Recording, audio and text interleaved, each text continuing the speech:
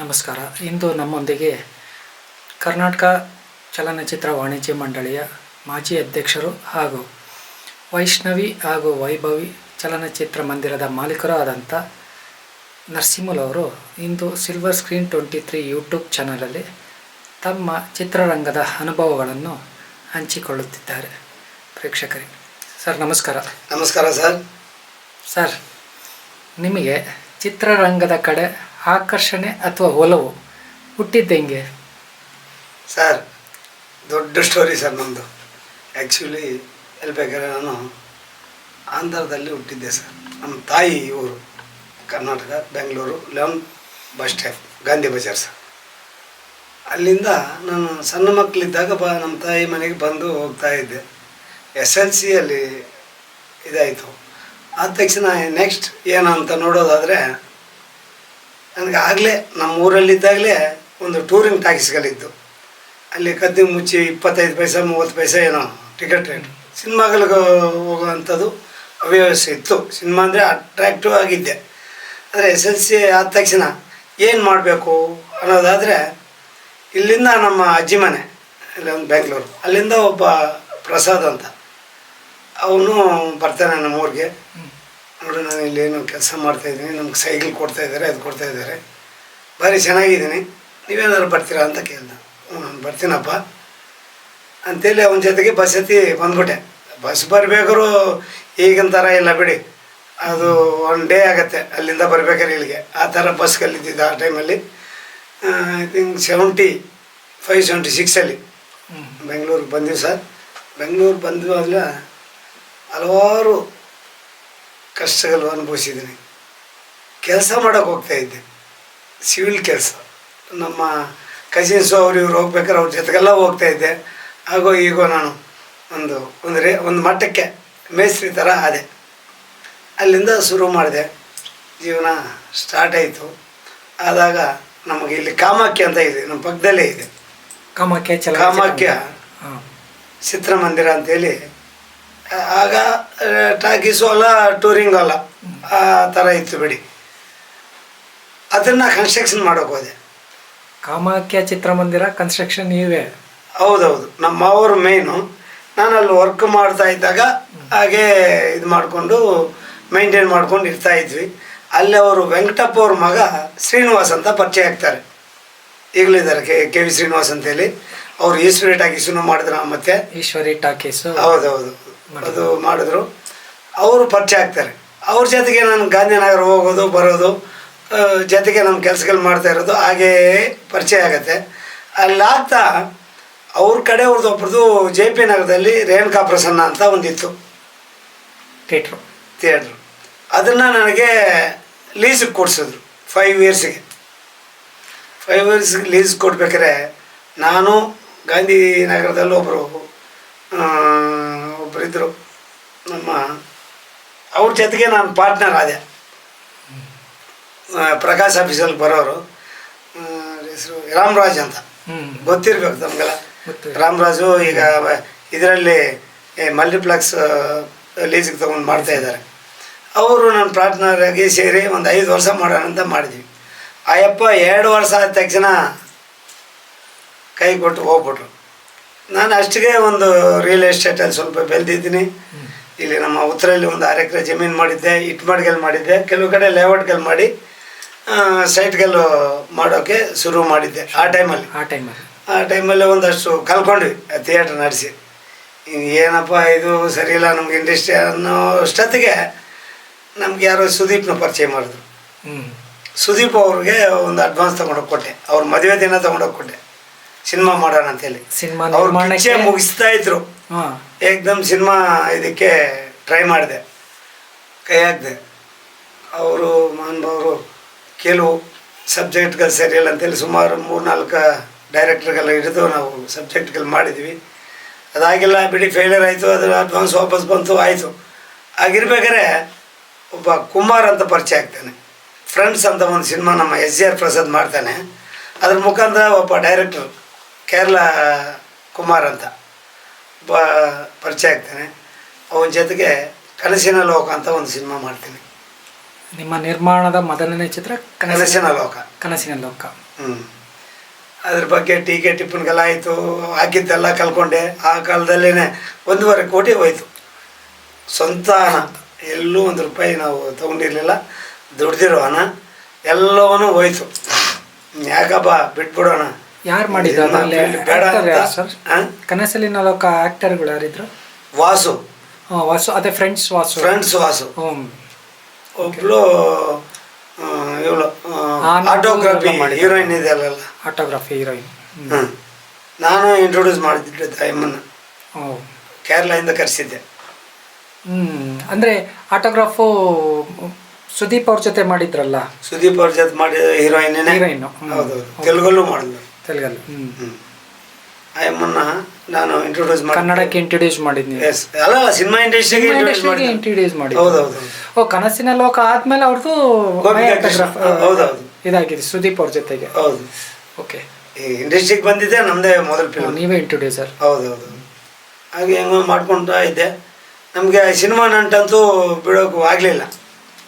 ಏನೋ ನಮ್ಮ ಬಗ್ಗೆ ನಮ್ಮ ಆರ್ಟಿಕಲ್ ನಮ್ಮ ಇವರೆಲ್ಲ ಬರೆದಿದ್ರು. ಒಂದು ಪೇಜ್ ಇದೆ ನನ್ನ ಹತ್ರ, ಆವಾಗ ನೋಡ್ತಾ ಇರ್ತೀನಿ. ಅದು ಇಟ್ಕೊಂಡು ಮಿಂಚಿನ ಹುಳ ಥರ ಬೆಳಕಿಗೆ ಬಂದು ಸುಟ್ಟೋದ ಅಂತೇಳಿ ಒಂದು ನಮ್ಮ ಇವರು ಆರ್ಟಿಕಲ್ ಕಾಸರಗೋಡು ಗಣೇಶ್ ಕಾಸರಗೋಡು ಅವರು ಬರೆದಿದ್ರು. ಯಾವುದ್ರಲ್ಲಿ ನಮ್ಮ ಇವರು ಇದಾರಲ್ಲಪ್ಪ, ಶ್ರೀಧರ್ ಪತ್ರಿಕೆ, ಶ್ರೀಧರ್ ಸ್ಕೂಲ್ಗೆ ಮಾಡಿದ್ರು. ರವಿ ಬೆಳಗೆರೆ ಅವರು ಬೆಂಗಳೂರಲ್ಲಿ ಬಂದಿತ್ತು. ಫುಲ್ ಪೇಜ್ ಇದೆ. ನನ್ನ ಫೋಟೋಗೆ ಈ ಥರ ಮಾಡಿ ಹಂಗಾಗೋಗ್ಬಿಟ್ರು, ಇಲ್ಲಿಂದಾನು ಬಂದು ಹಿಂಗಾಗೋಗ್ಬಿಟ್ರು, ಭಸ್ಮಾದ್ರು ಏನೋ ಬರೆದಿದ್ರು. ಅದು ಆವಾಗ ನೆನಪಿಗೆ ಇಟ್ಕೊತೀನಿ, ನೋಡ್ತಾ ಇರ್ತೀನಿ. ಹಾಗೆ ನಾನು ನಂಟು ಬಿಡೋಕ್ಕಾಗಿಲ್ಲ. ಇಲ್ಲಿ ಲೇಔಟ್ ಮಾಡಿದ್ನಲ್ಲ, ಅಲ್ಲಿ ಒಂದು 30,000 ಅಡಿನ ಮೀಸಲಿಟ್ಟಿದ್ದೆ. ಏನಾರು ಮಾಡಿ ಥಿಯೇಟ್ರ್ ಮಾಡಲೇಬೇಕು ಅನ್ನೋದು ಛಲ ನನಗೇನೋ ಮೊದಲಿಂದ ಅಷ್ಟೇ. ನಾನು ಏನಾರು ಅಂದ್ಕೊಂಡ್ರೆ ಮಾಡಲೇಬೇಕು ಅನ್ನೋದು ನನಗೆ ಇದು ಮೊದಲಿಂದನೂ ಬಂದಿದೆ. ಯಾರೇನು ಹೇಳಿದ್ರು ಕೇಳಲ್ಲ. ಇಲ್ಲಿ ಕೆಲವರೆಲ್ಲ ಹೇಳ್ತಾಯಿದ್ರು, ನಮ್ಮ ಪಟೇಲ್ರವರು ಇರೋ ಅಲ್ಲ, ಯಾವ ಸಿನಿಮಾ ಮುಳುಗೋಗ್ತಾ ಇದೆ, ಆಗ್ತಾಯಿಲ್ಲ, ಯಾಕೆ ಸಿನಿಮಾ ಥಿಯೇಟ್ರ್ಗಲ್ಲಿ ಕಟ್ಟೋ ಹೋಗ್ತೀಯ, ಅಪಾರ್ಟ್ಮೆಂಟ್ಗಲ್ಲಿ ಮಾಡು, ದುಡ್ಡು ಮಾಡ್ಕೋ, ಹೋಗ್ಬಿಡತ್ತೆ. ಇಲ್ಲ, ನನ್ನ ಸಿನಿಮಾಗೆ ಮಾಡಲೇಬೇಕಂತೇಳಿ ಪ್ರಾರಂಭ ಮಾಡಿ ಡಬಲ್ ಥಿಯೇಟ್ರ್ ಮಾಡಿದೆ. ನಮ್ಮ ಎಲ್ಲೂ ಏಷ್ಯನ್ ಕಂಟ್ರಿಯಲ್ಲೇ ಆ ಥರ ಇದರಲ್ಲಿ ಇಲ್ಲ. ಕಾರಣ ಯಾಕೆ ಹೇಳ್ತಾ ಇದ್ದೆ ಅಂದರೆ 11 ಸ್ಕ್ರೀನ್ ಇದೆ. ಒಂದು ಸ್ಕ್ರೀನ್ಗೆ ಗ್ಯಾಪ್ಗಳಿದೆ.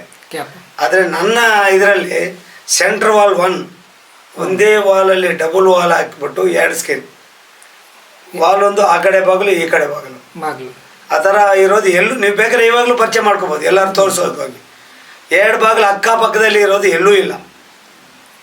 ಸ್ಕ್ರೀನ್ 1, 2, ಸ್ಕ್ರೀನ್ 3 ಅಂತೇಳಿ 13 ಸ್ಕ್ರೀನ್ಗಳಿದೆ. ಆದರೆ ಬೇರೆ ಬೇರೆ ಥರ ಗ್ಯಾಪ್ಗಳು ಕೊಟ್ಟು ಮಾಡಿದ್ದಾರೆ. ನಮ್ದು ಹಂಗಲ್ಲ, ಸಿಂಗಲ್ ಬಾಗಿಲಿಗೆ ಈ ಕಡೆ ಒಂದು ಸ್ಕ್ರೀನ್, ಈ ಕಡೆ ಒಂದು ಸ್ಕ್ರೀನ್, ಎಲ್ಲೂ ಇಲ್ಲ. ಯಾಕಂದರೆ ಆ ಥರ ಮಾಡೋಕ್ಕೆ ಭಾರಿ ಕಷ್ಟ ಇದೆ. ಸೌಂಡು ಲೀಕ್ ಆಗುತ್ತೆ ಆ ಕಡೆಗೆ ಈ ಕಡೆಗೆ ಸ್ಕ್ರೀನ್ಗೆ. ಆ ಥರ ಟ್ರೀಟ್ ಮಾಡಿ 2 ವಾಲ್ ಹಾಕಿ ಮೇಲ್ಗಡೆ ರೂಪ್ಗೂ ಸ್ಟ್ರೀಟ್ ಮಾಡಿ 5-6 ಲೇಯರ್ ಹಾಕಿದ್ದೀನಿ. ಗ್ಲಾಸ್ ಹುಲ್ಲು, ರಾವ್ ಹುಲ್ಲು, ಅಲ್ಮಿನ್ ಲೇಯರು, ನಮ್ಮ ಇದು ಅಕರ್ಷಕ 5-6 1.5 ಅಡಿ 2 ಅಡಿ ಅಕರ್ಷಕ ಮಾಡಿದ್ದೀನಿ ವಾಲ್ಗಳಿಗೆ. ಎಲ್ಲೂ ಸೌಂಡ್ ಪ್ರೂಫ್ ಆಚೆ ಹೋಗ್ಬಾರ್ದು, ಸೌಂಡ್ ಹೋಗಂಗಿಲ್ಲ. ಆಮೇಲೆ 90 ಫೀಟು ಉದ್ದ ಇದೆ ನಮ್ಮದು ಕ್ಯಾಬಿನ್. ಇಲ್ಲಿ ಫಿಲ್ಮ್ ಸ್ಟಾರ್ಟ್ ಆದರೆ ರೀಲ್ ಇತ್ತು ಅವಾಗ, ಅದ್ರಲ್ಲಿ ರನ್ ಆಗಿ ನೆಕ್ಸ್ಟ್ ಮೂವಿಗೆ 5 ನಿಮಿಷ ಡಿಫ್ರೆನ್ಸಲ್ಲಿ ಅಲ್ಲಿ ಸ್ಟಾರ್ಟ್ ಆಗಬೇಕು. ದೊಡ್ಡ ಮೂವಿ ಬಂದರೆ ಸ್ಕ್ರೀನ್ 1ನಲ್ಲಿ 5 ಮಿನಿಟ್ಸ್ ಬಿಫೋರ್ ನಾವು ಸ್ಟಾರ್ಟ್ ಮಾಡಿದರೆ ಅದೇ ಸ್ಪೂನ್ಗೆ ಬದಲಾಯಿಸಿ ಮತ್ತೆ ಮಾಡೋದಿಲ್ಲ, ರೋಲರ್ಗಲ್ಲಿ ಹೋಗುತ್ತೆ. ಹೋಗಿ ಅಲ್ಲಿಂದ 90 ಫೀಟಲ್ಲಿ ಮತ್ತೆ ಸ್ಟಾರ್ಟ್ ಆಗುತ್ತೆ ಮೂವಿ. ಒಂದೇ ಪ್ರೊಜೆಕ್ಷನ್ ಅಲ್ಲ, 2 ಪ್ರೊಜೆಕ್ಟ್ ಇರುತ್ತೆ. ಪ್ರೊಜೆಕ್ಷನ್ ರೂಮ್ 2, ಒಂದೇ ವಾಲ್ ಇಲ್ಲ ಅದಕ್ಕೆ, ಸೆಂಟ್ರ್ ವಾಲ್. ಆದ್ರೂ ಲೀಕ್ ಆಗಲ್ಲ, ಅಲ್ಲಿದ್ದು ಇಲ್ಲಿಗೆ, ಇಲ್ಲಿದ್ದು ಅಲ್ಲಿಗೆ. ಅಂದ್ರೆ ಪ್ರೊಜೆಕ್ಷನ್ ರೂಮ್ ಒಂದೇ ಮಾಡಿದ್ದೀರಾ? ಹೌದು ಸರ್, ಅದ್ಭುತವಾಗಿದೆ. 110 ಫೀಟ್ ಪ್ರೊಜೆಕ್ಟ್ ರೂಮ್ ಇರೋದು, 20 ಅಡಿ ಅಗಲ. ನಮ್ದು ಆಡಿಟೋರಿಯಂ ಎಷ್ಟಿದೆಯೋ 2 ಆಡಿಟೋರಿಯಮ್ಗೂ ಒಂದೇ ಕ್ಯಾಬಿನ್. ಇಲ್ಲಿ 2 ಪ್ರೊಜೆಕ್ಟ್ರು, ಅಲ್ಲಿ 2 ಪ್ರೊಜೆಕ್ಟ್ರು. ಇಲ್ಲಿ ಮೂವ್ ಆದರೆ ಸ್ಪೂನಿಂದ ಅಲ್ಲಿ ಹೋಗಿ ಎಂಡ್ ಆಗುತ್ತೆ. ನೆಕ್ಸ್ಟ್ ಹೋಗಿ ಅಲ್ಲಿಂದ ಸ್ಪೂನ್ ಬಿಚ್ಕೊಂಡು ಇಲ್ಲಿ ಹಾಕೋಬೇಕು. ಅದ್ಭುತ ಸರ್. ಬಂದು ನೀವು ನೋಡಿ, ಈಗ ಬಿಡಿ, ಸ್ಪೂನ್ ಇಲ್ಲ, ಫಿಲ್ಮ್ ನೆಗೆಟಿವ್ ಇಲ್ಲ, ಇದಿಲ್ಲ, ಆ ಥರ ಸ್ಟಾರ್ಟ್ ಮಾಡಿದೆ. ಅದರಲ್ಲಿ ಚೆನ್ನಾಗೇ ನಡ್ಕೊಂಡು ಹೋಗ್ತಾ ಇತ್ತು. ನಿಮಗೆ ಬಾಲ್ಯದಿಂದ ಚಲನಚಿತ್ರ ರಂಗದ ಕಡೆ ತುಂಬ ಆಸಕ್ತಿ ಇತ್ತಾ? ಹೌದು ಖಂಡಿತ ಸರ್. ಟೂರಿಂಗ್ ಸಿನಿಮಾದಲ್ಲಿ ನೋಡ್ಬೇಕಾದ್ರೆ ನಾನು ಸಿನಿಮಾ ಅಂದರೆ ಪ್ರಾಣ. ಅಂದರೆ ನಿಮ್ಮ ಮೂಲತಃ ಊರು ತಿರುಪತಿ ಹತ್ರ ಪುತ್ತೂರು. ಆಗ ಅಲ್ಲೇ ನೀವು ನಮ್ಮ ರೋಜಾ ಮೇಡಮ್ ಇದಾರಲ್ಲ, ಅವ್ರ ಏರಿಯಾ ಅವರು. ಸೊ ಆಗ ಬಾಲ್ಯದಿಂದ ನಿಮ್ಗೆ ಚಿತ್ರರಂಗದ ಇದು ಆಸೆ ಆಕಾಂಕ್ಷೆಗಳು ನಿಮ್ಗೆ ಕರ್ಕೊಂಡ್ಬಂದು ಕಾಮಾಖ್ಯ ಅವ್ರಿಗೂ ಇಲ್ಲಿಗೆ ಬಂದಿದೆ. ಕಾಮಾಖ್ಯ ಎಷ್ಟನೇ ಇಸ್ವಿಲ್ ನೀವು ಅಲ್ಲಿ ಕಟ್ಟಕ್ಕೆ ಶುರು ಮಾಡಿದ್ದು? 79 ಇರ್ಬೇಕು ಸರ್. 79ರಲ್ಲಿ ಕಾಮಾಖ್ಯ ಚಿತ್ರಮಂದಿರ ನಿರ್ಮಾಣ ಆಗಿತ್ತು. 88ಲಿ ಬಹುಶಃ ನಾವು ನೋಡಿದ್ವಿ ಒಂದು 86 ಅವಾಗೆಲ್ಲ ತುಂಬ ಭಾಳ ಚೆನ್ನಾಗಿತ್ತು. ಜನ ಯಾಕೆ ಬರೋರು ಅಂದರೆ ಜನ ಕ್ಯೂ ನೋಡಿದ್ರೆ ನಮಗೆ ಆಶ್ಚರ್ಯ, ಎಲ್ಲಿ ಹೋಗ್ಬಿಟ್ರು ಜನ ಅಲ್ಲ ಅಂತ. ಎಂತ ಯಾವುದೇ ಒಂದು ಮೂವಿ ಆಗಲಿ ಸರ್, ರವಿಚಂದ್ರನ್ದು ಇದು 100 ಡೇಸು ಮಾಸ್ಟ್ರು ಅಲ್ಲ ಸರ್, ಹಳ್ಳಿ ಮೇಷ್ಟ್ರು 100 ಡೇಸ್ ಏನು ಕ್ಯೂ ಭಾಳ ಚೆನ್ನಾಗಿತ್ತು ಸರ್. ಆ ಕಾಲ ಸಿನಿಮಾದು ಭಾಳ ನಾವು ಸಹ ನೋಡ್ದಂಗೆ ಕಾಮಾಖ್ಯದಲ್ಲಿ ಭಾಳ ಜನ ಅಂತೂ ಇರ್ಲಿಲ್ವಾ ಸರ್? ಇಲ್ಲೆಲ್ಲೂ ಸುತ್ತೋದು ಯಾವುದೋ ಇರಲಿಲ್ಲ, ಚಿತ್ರಮಂದಿರಗಳು ಇರಲಿಲ್ಲ. ಒಂದೆರಡು ನೋಡಿದಾಗ ಇದ್ರ ಮೇಲೆ ನಾನು ಇಲ್ಲಿ ಡಬಲ್ ಥಿಯೇಟರ್ ಮಾಡಿದ್ದು. ನಿಮಗೆ ಅದಾನಂತರ BL ಹತ್ರ ಒಂದು ಥಿಯೇಟರ್ ಮಾಡಿದೆ. ಅಲ್ಲಿ ಭಾರಿ ಹುಚ್ಚಿತ್ತು. ವೈನಿಧಿ ಅಂತ ಇದೆ ಸರ್, ಅಲ್ಲಿ ವೈನಿಧಿ ಅಂತ ನೀವೇ ಗಂಗಮ್ಮ ಸರ್ಕಲ್ ಅಲ್ಲಿ ಒಂದಿದೆ. ಗಂಗಮ್ಮ ಸರ್ಕಲ್ ನೀವೇ ನಡೆಸ್ತಾ ಇರೋದು ಅದು? ಹೌದಾ? ಮುಗಿಸ್ಕೊಂಡಿದೆ ನಮ್ಮದು. ಮತ್ತು ಅದಾದಮೇಲೆ ಕನಸಿನ ಲೋಕ ಚಲನಚಿತ್ರ ನಿರ್ಮಾಣ ಆದಮೇಲೆ ಮತ್ತೆ ಯಾವುದು ನಿರ್ಮಾಣ ಮಾಡಲಿಲ್ವಾ ನೀವು? ಇತ್ತೀಚೆಗೆ ಮಾಡ್ದಲ್ಲ ಸರ್, 6 years ಬಿಫೋರ್ ನಮ್ಮ ಮಗಂದೊಬ್ಬ ಹೀರೋ ಆಗಿ ಮಾಡಿ ತಾರಕಾಸುರ ಅಂತ ಮಾಡಿದೆ. ತಾರಕಾಸುರ ಚಂದ್ರಶೇಖರ್ ಬಂಡಿಯಪ್ಪ ಡೈರೆಕ್ಟ್ರು. ಅವನ ಮಾತು ಜಾಸ್ತಿ, ಹೆವಿ ಇದು ಬಿಲ್ಡಪ್ ಅಷ್ಟೇ ಮಾಡಿದ್ರು. ಒಂದು 6 ಕೋಟಿವರೆಗೂ ಬಡ್ಜೆಟಲ್ಲಿ ಮಾಡಿದ್ವಿ. ಕೆಲವು ಕಾರಣಗಳಿಂದ ಹಿಂದಿ ಒಳ್ಳೆ ರೈಟ್ಸ್ ಮಾಡಿದ್ವಿ. ಹೌದಾ? ಆ ಕಾಲದಲ್ಲಿ ಹಿಂದಿ ಒಳ್ಳೆ ನನಗೆ 2 CRವರೆಗೂ ಮಾಡಿದೆ. ಇದ್ರದ್ದೆಲ್ಲ ಸೇರಿ 2 ಕೋಟಿ ಬಂತು. ಅದಾದ ಇಲ್ಲಿ ಥಿಯೇಟ್ರಿಗಲ್ಲೂ ನಮ್ಮ ಅಂಬರೀಷ್ ತಿರೋದ್ರು. ಫ್ರೈಡೇ ರಿಲೀಸ್ ಆಯಿತು, ಸ್ಯಾಟರ್ಡೇ ಈವ್ನಿಂಗ್ ಗೊತ್ತಾಯಿತು, ಸಂಡೇ ಮಂಡೇ ಟ್ಯೂಸ್ಡೇ 3 ದಿನ ರಜಾ ಮಾಡಿಬಿಟ್ಟಿವಿ ಕರ್ನಾಟಕದಲ್ಲಿ. ಬಂದಾಯಿತು ಸಿನಿಮಾ ರಂಗ. ಸೆಂಟ್ರಲ್ ಮಿನಿಸ್ಟರ್ ಆಗಿದ್ದರು. ಸಿನಿಮಾ ರಂಗ ಬಂದಾಯ್ತು ಅವತ್ತು. ಸಿನಿಮಾ ರಂಗ 3 days ಬಂದೋಗೋಯ್ತು. ಅದಾದ ತಕ್ಷಣ ಗುರುವಾರನೇ ನಮ್ಮ ರಜನಿಕಾಂತ್ 20 ಇದು ಒಂದು ಇದಾಯಿತು, ರಿಲೀಸ್ ಆಯಿತು. ಎಲ್ಲಿ ಅದು ಸರಿ ಅಷ್ಟು ಅಂದ್ಕೊಂಡಂಗೆ ಇದಾಗಿಲ್ಲ. 200 ಸ್ಕ್ರೀನ್ಗಳಲ್ಲಿ ರಿಲೀಸ್ ಮಾಡಿದ್ದೆ, ಅಷ್ಟು ಕೈ ಕೊಟ್ಟಿಲ್ಲ. ಅಂದರೆ ತಾರಕಾಸುರ ನಿಮ್ಮ ಮಗ ಅವರು ಅಭಿನಯ ಮಾಡಿದ್ದು? ಅಂದರೆ ನಿಮ್ಮ ಮೊದಲನೇ ಮಗ ಅಲ್ಲ? ಎರಡನೇ ಮಗ. ಅವ್ರ ಹೆಸರು ರವಿಕಿರಣ್ ಅಂತ. ಅವರು ಈಗ 4-5ನೇ ಮೂವಿ ಮಾಡ್ತಾ ಇದ್ದಾನೆ. ಹೌದಾ? ಹೌದು. ಅವನು ಕಂಟಿನ್ಯೂ ಆಗಿ ಯಾರ್ಯಾರು ಮಾಡ್ಕೊಂಡು ಹೋಗ್ತಾ ಇದ್ದಾರೆ. ತೆಲುಗವರು ಒಬ್ಬರು ಗದಾಧಾರಿ ಹನುಮಾನ್ ಅಂತ ಮಾಡ್ತಾ ಇದ್ದಾರೆ.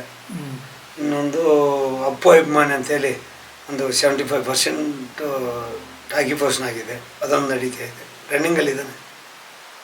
ಸರ್, ಇದರ ನಡುವೆ ನೀವು ಬಾಲ್ಯದಿಂದ ನಿಮಗೆ ಸಿನಿಮಾ ರಂಗದ್ದು ಭಾಳ ಹುಚ್ಚಿತ್ತಾ? 100% ಸರ್.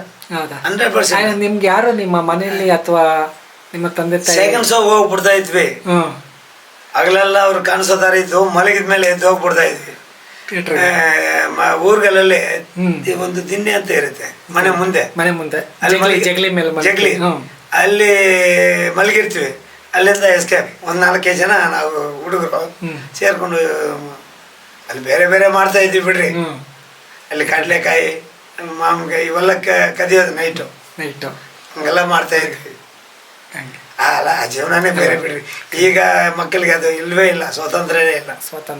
ಆ ಜೀವನ ಒಂದು ಈಜ್ಗೆ ಇಲ್ಲೇ ಬೇಕಾದ್ರೆ ಕನೀಸ ಒಂದು 50,000 ಬೇಕು ಹುಡುಗರಿಗೆ.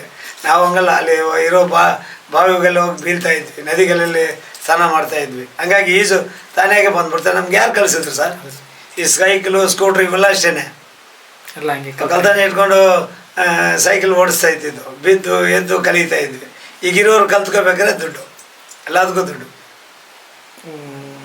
ಅಂದ್ರೆ ನಿಮ್ಮ ಮನೇಲಿ ಯಾವುದೇ ವಿರೋಧ ಇರಲಿಲ್ಲ? ಇರ್ಲಿಲ್ಲ ಅವ್ರಿಗೆ. ಅಲ್ಲ, ಇಲ್ಲಿ ಈ ಕಡೆ ಬಂದಾಗ ನಮ್ಮ ಮನೆಯವ್ರು ಸ್ವಲ್ಪ ಫಸ್ಟ್ ಟೈಮ್ ಕನಸಿನ ಲೋಕ ಮಾಡಿದಾಗ ಕಲ್ಕೊಂಡಾಗ ಸ್ವಲ್ಪ ಬೇಸರ ಪಟ್ರು. ಯಾಕೆ ಬೇಕಾಗಿತ್ತು ನಿಮಗೆ, ನಮ್ಮದು ಲೆವೆಲ್ ಏನು, ನೀನು ಇದೆಲ್ಲ ಯಾಕೆ ಮಾಡೋಕ್ಕೆ ಹೋಗ್ತೀಯ ಅಂತೇಳಿ. ಆದರೆ ನಾನು ಇಲ್ಲಿ ಅಂದ್ಕೊಂಡಿದ್ದಾಗ ಆ ಟೈಮಲ್ಲಿ ನನಗೆ ಯಾಕೋ ಫಿಲ್ಮ್ ಚೇಂಬರ್ ಕಡೆಗೆ ಸೆಳೆಯಿತು. ಹೌದು, ಅಲ್ಲಿಗೆ ಫಸ್ಟ್ ಟೈಮ್ ಹೋದಾಗ ನಮ್ಮ KCN ಚಂದ್ರು ಅಂತ ಇದ್ರು. ಅದು ಅದ್ಭುತ ಸರ್. ನಮ್ಗೆ ಅವತ್ತು ಏನು ಹೋಗಿದ್ವಲ್ಲ ಚೇಂಬರ್ ಒಳಗಡೆ ಅಜ್ಜೆಟ್ಟು ಮಾರುತಿ ಅವರು ಇವರು ಸುಮಾರು ಜನ, ಏನು ಅಲ್ಲಿ ಇದೇ ಬೇರೆ ಶಿಸ್ತೇ ಬೇರೆ. ನಾವು ಅಲ್ಲಿಗೆ ಹೋಗ್ಬೇಕು, ಅಧ್ಯಕ್ಷರು ನೋಡ್ಬೇಕಾದ್ರೆ ಒಬ್ಬ ಅಫ್ಸೇಲ್ DC ಯಾರನ್ನೋ ನೋಡ್ದಂಗೆ ಆಗೋದು ನಮಗೆ, ಅಷ್ಟೊಂದಿದು. ಈಗ ಆಗಿನ ಚೇಂಬರ್ ನೋಡಿದ್ರೆ ಅವರಷ್ಟು ಬದಲಾವಣೆಗಳಾಗೋಗ್ಬಿಟ್ಟಿದೆ.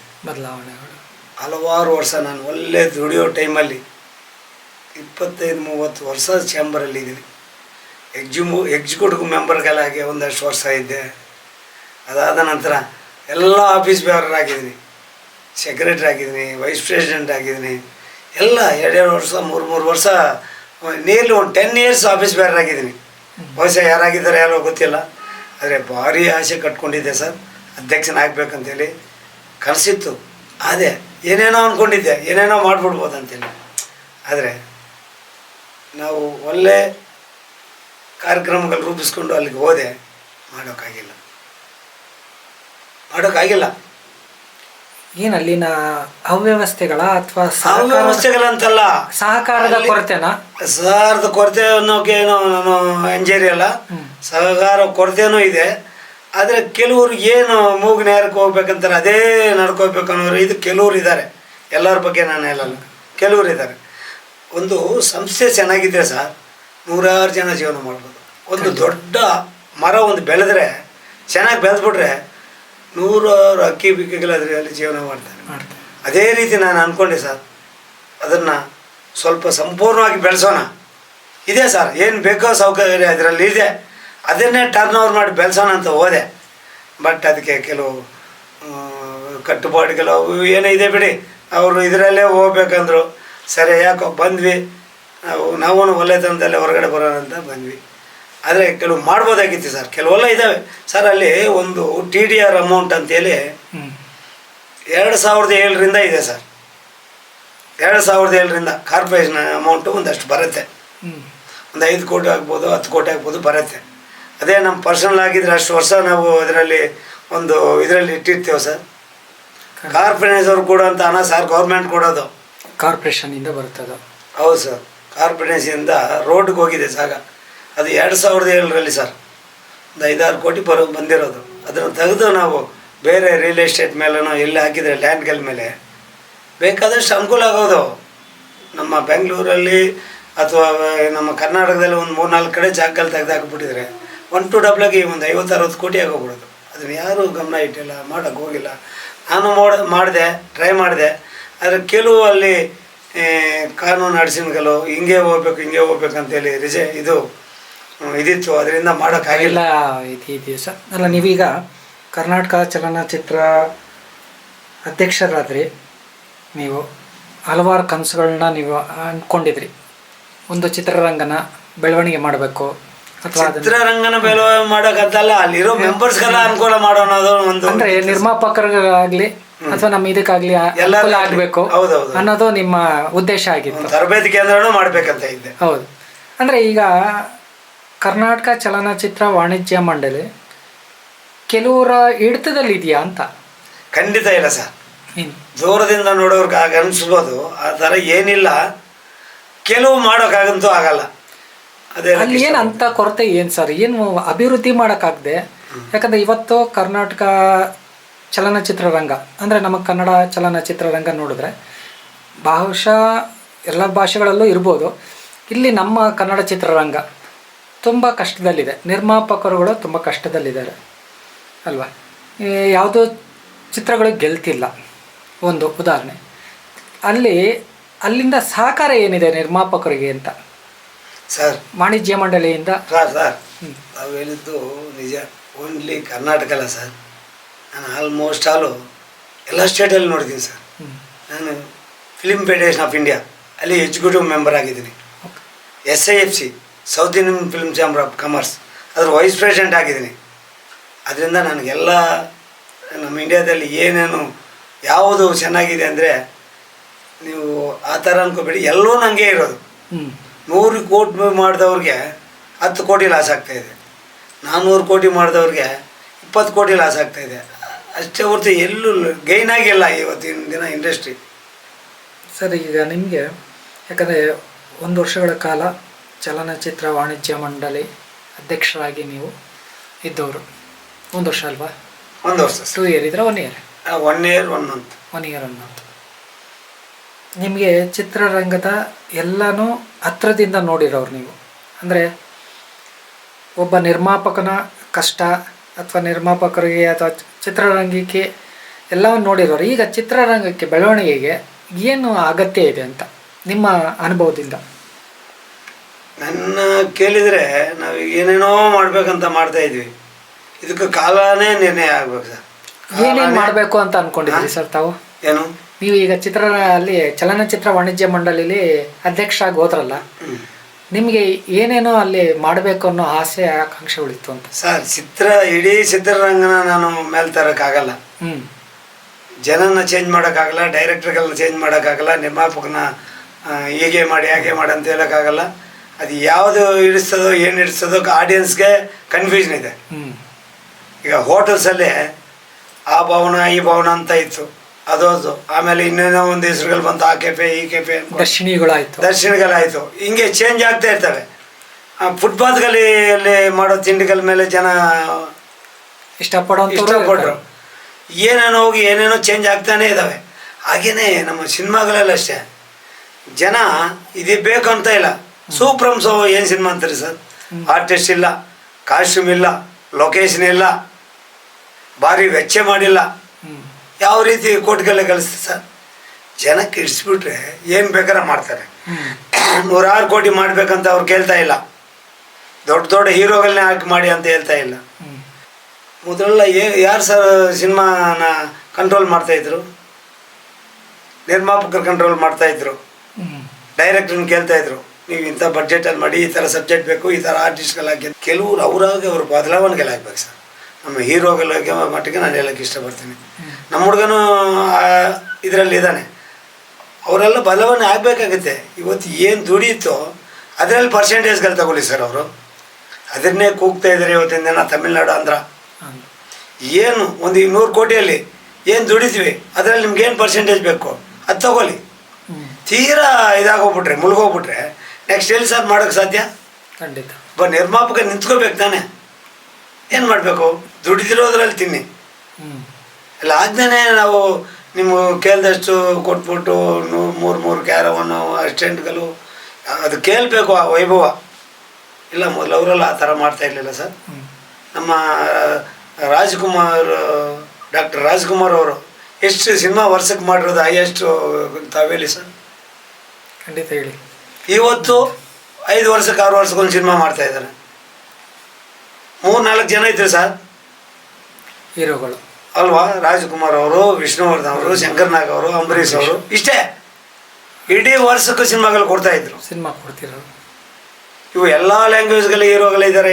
ಇವಾಗ ಒಂದು 20-25 ಜನ ಹೀರೋಗಳಿದ್ದಾರೆ. ನಮ್ಮ ಥಿಯೇಟ್ರ್ಗಳಿಗೆ ಫೀಡ್ ಆಗ್ತಾ ಇಲ್ಲ. ಏನು ಮಾಡ್ಬೇಕು ಹೇಳಿ ಸರ್? ಆರ್ಟಿಸ್ಟ್ ಅಂದವರು ಮಾಡಿದಾಗ ಸಿನಿಮಾ ಹೇಗಾರೆ ಇರಲಿ, ಮಾರ್ನಿಂಗ್ ಶೋ ಫುಲ್ ಆಗುತ್ತೆ, ಜನ ಥಿಯೇಟ್ರ್ಗಳಿಗೆ ಬರ್ತಾರೆ, ಡಿಸ್ಟ್ರಿಬ್ಯೂಟರ್ಗಳಿಗೆ 3 ಕಾಸಾಗತ್ತೆ, ನಮ್ಮ ಎಕ್ಸ್ಪೋರ್ಟರ್ಸ್ಗೆ ಒಂದಷ್ಟು ಉಳಿಸ್ಕೊಳ್ಳೋಷ್ಟು ಕೆಪಾಸಿಟಿ ಸಿಕ್ಕತ್ತೆ. 1500 ಇದ್ದ ಥಿಯೇಟ್ರ್ಗಳು ಇವತ್ತು 300-400 ಥಿಯೇಟ್ರ್ಗಳಾಗಿದೆ ಅಂದರೆ ಕಾರಣ ಏನು ಸರ್? 3-4 ಜನ ಆರ್ಟಿಸ್ಟ್ಗಳು ಅದನ್ನು ಸುಧಾರಿಸ್ತಾ ಇದ್ರು. ಈಗ 10 ಜನ ಇದ್ರೂ ಆಗ್ತಾ ಇಲ್ವಲ್ಲ. ಏನಂತೀರಾ? ಖಂಡಿತ. ಆಡಿಯನ್ಸ್ ಇವತ್ತು ಅವ್ರಿಗೆ ಇಡಿಸೋ ಸಿನಿಮಾ ಮಾಡಿದ್ರೆ ಬರ್ತಾ ಇದ್ದಾರೆ ಸರ್ ಜನ. ಆಡಿಯನ್ಸ್ ಮೇಲೆ ತಪ್ಪು ಆಗಲ್ಲ. ಅವ್ರಿಗೆ ಇಡಿಸಿದ್ರೆ ಎಲ್ಗೋ ತಗೊಂಡೋಗ್ತಾರೆ. ಯಾರಾದರೂ ಪರವಾಗಿಲ್ಲ, ಗೆದ್ದೇ ಗೆಲ್ಲಿಸ್ತಾರೆ ಸರ್ ಅಲ್ಲಿ, ಅಲ್ವಾ ಸರ್? ಯಾಕೆ 106 ಕೋಟಿ ಹೆಂಗೆ ಕಲೆಕ್ಷನ್ ಆಗ್ತಾ ಇದೆ? 106 ಕೋಟಿ ಕಲೆಕ್ಷನ್ ಆಗ್ತಾ ಇದ್ರು ಇವ್ರಿಗೆ ಸಾಲ್ತಾ ಇಲ್ಲ. ಅವಾಗ ಕಡಿಮೆ ಬಡ್ಜೆಟಲ್ಲಿ ಒಂದು ಕಂಟೆಂಟ್ ಇಟ್ಕೊಂಡು ಸಿನಿಮಾಗಳು ಮಾಡ್ತಾಯಿದ್ರು. ಈಗ ಬಡ್ಜೆಟ್ ಜಾಸ್ತಿ ಆಗೋಗ್ಬಿಟ್ರೆ ನಮ್ಮ ದೊಡ್ಡ ಸಿನಿಮಾ ಅಂತಾರಂತೇಳಿ ಖರ್ಚು ಮಾಡೋಕ್ಕೆ ಶುರು ಮಾಡ್ತಾ ಇದ್ದಾರೆ. PAN India cinema PAN India ಅಂತ ಮಾಡ್ತಾ ಇದ್ದಾರೆ. ಅಗತ್ಯ ಏನು ಆ ಕಾಲ ಇವು ಪ್ಯಾನ್ ಇಂಡಿಯಾಕ್ಕಂತ ಜೋರಾಗಿ ಹೋಗಿರ್ಲಿಲ್ವಾ? 100 ಡೇಸ್ಗಳು ಹೋಗ್ತಾ ಇರ್ಲಿಲ್ವಾ? ಈಗಲೂ ದುಡಿತಾ ಇದೆ. ಅದು ಜನಕ್ಕೆ ಇಡಿಸ್ಬೇಕು ಸಿನಿಮಾ. ಅಲ್ಲ, ಇತ್ತೀಚಿನ ದಿನಗಳಲ್ಲಿ ಈ 50 ದಿನ ಅಥವಾ ಈಗ ಏನು ಹಾಫ್ ಇಯರ್ ಲಂಚವಲ್ಲ ಸರ್, ಹಾಫ್ ಇಯರ್ ಅಂಚವಲ್ಲ, ಜನವರಿಯಿಂದ ಲೆಕ್ಕ ಹಾಕೊಂಡ್ರೆ ಅರ್ಧ ಇಯರ್ ಕಳೀತಾ ಇದೆ. Totally 0 sir. ಒಂದು ದುರಂತರ ಬಿಟ್ರೆ ಚಿತ್ರರಂಗದಲ್ಲಿ ಯಾವುದಾಗಿಲ್ಲ ಸಿನಿಮಾ ಯಾವುದೂ ಇಲ್ಲ, ಯಾವುದಾಗಿಲ್ಲ. ನಾವು ಎಲೆಕ್ಟ್ರಿಕಲ್ ಬಿಲ್ಲು ನಾನು ಕೈಯಿಂದ ಕಟ್ತಾ ಇದ್ದೆ ಒಂದೊಂದು ತಿಂಗಳಲ್ಲಿ. ಬೇರೆ ಎಲ್ಲೋ ದುಡ್ದು, ಬೇರೆ ರಿಯಲ್ ಎಸ್ಟೇಟಲ್ಲೋ ಇನ್ನೆಲ್ಲೋ ದುಡ್ದು ಅಲ್ಲಿ ಕಟ್ಟಬೇಕಾಗ ಪರಿಸ್ಥಿತಿ ನಂದಾಗಿದೆ. ಇವತ್ತಿನ ದಿನ ಎಲ್ಲೋ ಬಾಡಿಗೆ ಬರೋದಲ್ಲಿ ಕಟ್ಟಬೇಕಾಗತ್ತೆ. ಭಾರಿ ನೊಂದ್ಕೊಂಡು ನಾವು ಜೀವನ ಮಾಡ್ತಾ ಇದ್ದೀವಿ ಸರ್. ಇವತ್ತಿನ ದಿನ 1-3 ಥಿಯೇಟ್ರ್ ಮಾಡ್ಕೊಂಡಿದ್ದೀನಿ.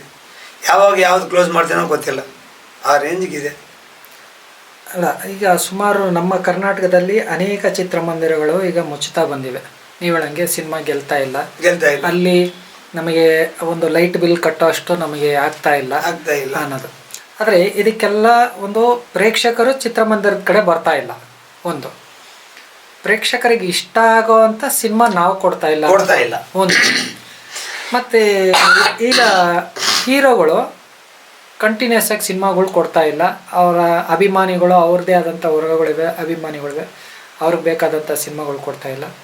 ಪ್ಯಾನ್ ಇಂಡಿಯಾ ಅನ್ನೋ ಕಾನ್ಸೆಪ್ಟಲ್ಲಿ ಪ್ರತಿಯೊಬ್ಬರು ಒಂದು 3 ವರ್ಷಕ್ಕೆ, 1 ವರ್ಷ, 2 ವರ್ಷಕ್ಕೆ ಅಂತ ಸಿನಿಮಾ ಮಾಡ್ತಿದ್ದಾರೆ ಅಂತ ನೀವು ಹೇಳ್ತಿದ್ದೀರಿ.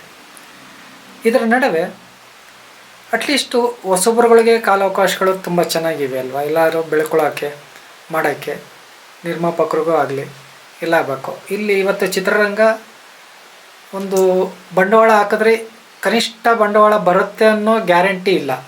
ಖಂಡಿತ ಇಲ್ಲ ಸರ್. ಇಲ್ಲಿ ಅದು ಗೆದ್ದರೆ ಲಾಭ, ಇಲ್ಲ ಅಂದರೆ ಸೋತಂಗೆ. ಈಗ ಸರ್ ಇಲ್ಲಿ ನೀವು ವಾಣಿಜ್ಯ ಮಂಡಳಿ ಇರೋದ್ರಿಂದ ನೀವು ಅಲ್ಲಿದ್ದು ನೀವು ಅದನ್ನೆಲ್ಲ ನೋಡಿರೋದ್ರಿಂದ ನಾವು ಕೇಳ್ತಿದ್ದೀವಿ. ಒಂದು ಸಿನಿಮಾಗಳು ಇಂಥ ಸಿನಿಮಾನೇ ಆಗಲಿ ಅಥವಾ ವರ್ಷಕ್ಕೆ ಇಷ್ಟು ಬರಬೇಕು, ಸಿನಿಮಾ ಅಂತೂ ಕಮ್ಮಿ ಆಗಿಲ್ಲ. ವಾರಕ್ಕೆ 6-7 ಸಿನಿಮಾ ಬಿಡುಗಡೆ ಮಾಡ್ತಾಯಿದ್ದೀವಿ ಕನ್ನಡ ಸಿನಿಮಾಗಳು. ಅದರ ಜೊತೆಗೆ ತೆಲುಗು, ತಮಿಳು ಸಹ ಕಾಂಪಿಟೇಷನ್ ಇದೆ, ಎಲ್ಲನೂ ಇದೆ. ಇಷ್ಟು ಸಿನಿಮಾಗಳು ಬರ್ತಾಯಿದ್ರು, ಇಷ್ಟು ನಿರ್ಮಾಪಕರುಗಳಿಗೆ ಆಗ್ತಾಯಿದ್ರು, ವಾಣಿಜ್ಯ ಮಂಡಳಿಯಲ್ಲಿ ಏನು ತೊಗೋಬೇಕಾಗಿತ್ತು? ಪ್ರಿಕಾಕ್ಷನ್ ಅಂದರೆ ಅವ್ರು ಏನು ತೊಗೋಬೋದು ಅಲ್ಲಿ? ಖಂಡಿತ ಸರ್. ಮುಂಚೆ ಇತ್ತು, ಒಂದು 5-6 ವರ್ಷದ ಕೆಳಗಡೆ ಇತ್ತು ಸರ್, ಸ್ಕ್ರೀನ್ ಕಮಿಟಿ ಅಂತ ಇತ್ತು. ಅದನ್ನು ಇವಾಗ ನಿಭಾಯಿಸೋಕ್ಕಾಗಲ್ಲ. ನೀವೇ ಹೇಳಿದ್ರಿ, ವಾರದಲ್ಲಿ 7-8 ಸಿನಿಮಾ ಮಾಡ್ತಾ ಇದ್ದಾರೆ. ನಾವು ಎಲ್ಲಿ ವಾರಕ್ಕೆ ಇಷ್ಟು ಸಿನಿಮಾದ 1 ಸಿನಿಮಾ 2 ಸಿನಿಮಾ ಮಾಡಿದಾಗ ಬಾಕಿ ಸಿನಿಮಾಗಳಲ್ಲಿ ಏನಾಗಬೇಕು ಹೇಳಿ? ಇದು ಯಾವುದು ಹಿಟ್ಟಾಗುತ್ತೋ ಯಾವ್ದು ಪಟ್ಟಾಗುತ್ತೋ ಗೊತ್ತಾಗಿಲ್ಲ. ಅದನ್ನು ನಾವು ಕಂಡೀಷನ್ ಮಾಡೋಕ್ಕಾಗಲ್ಲ.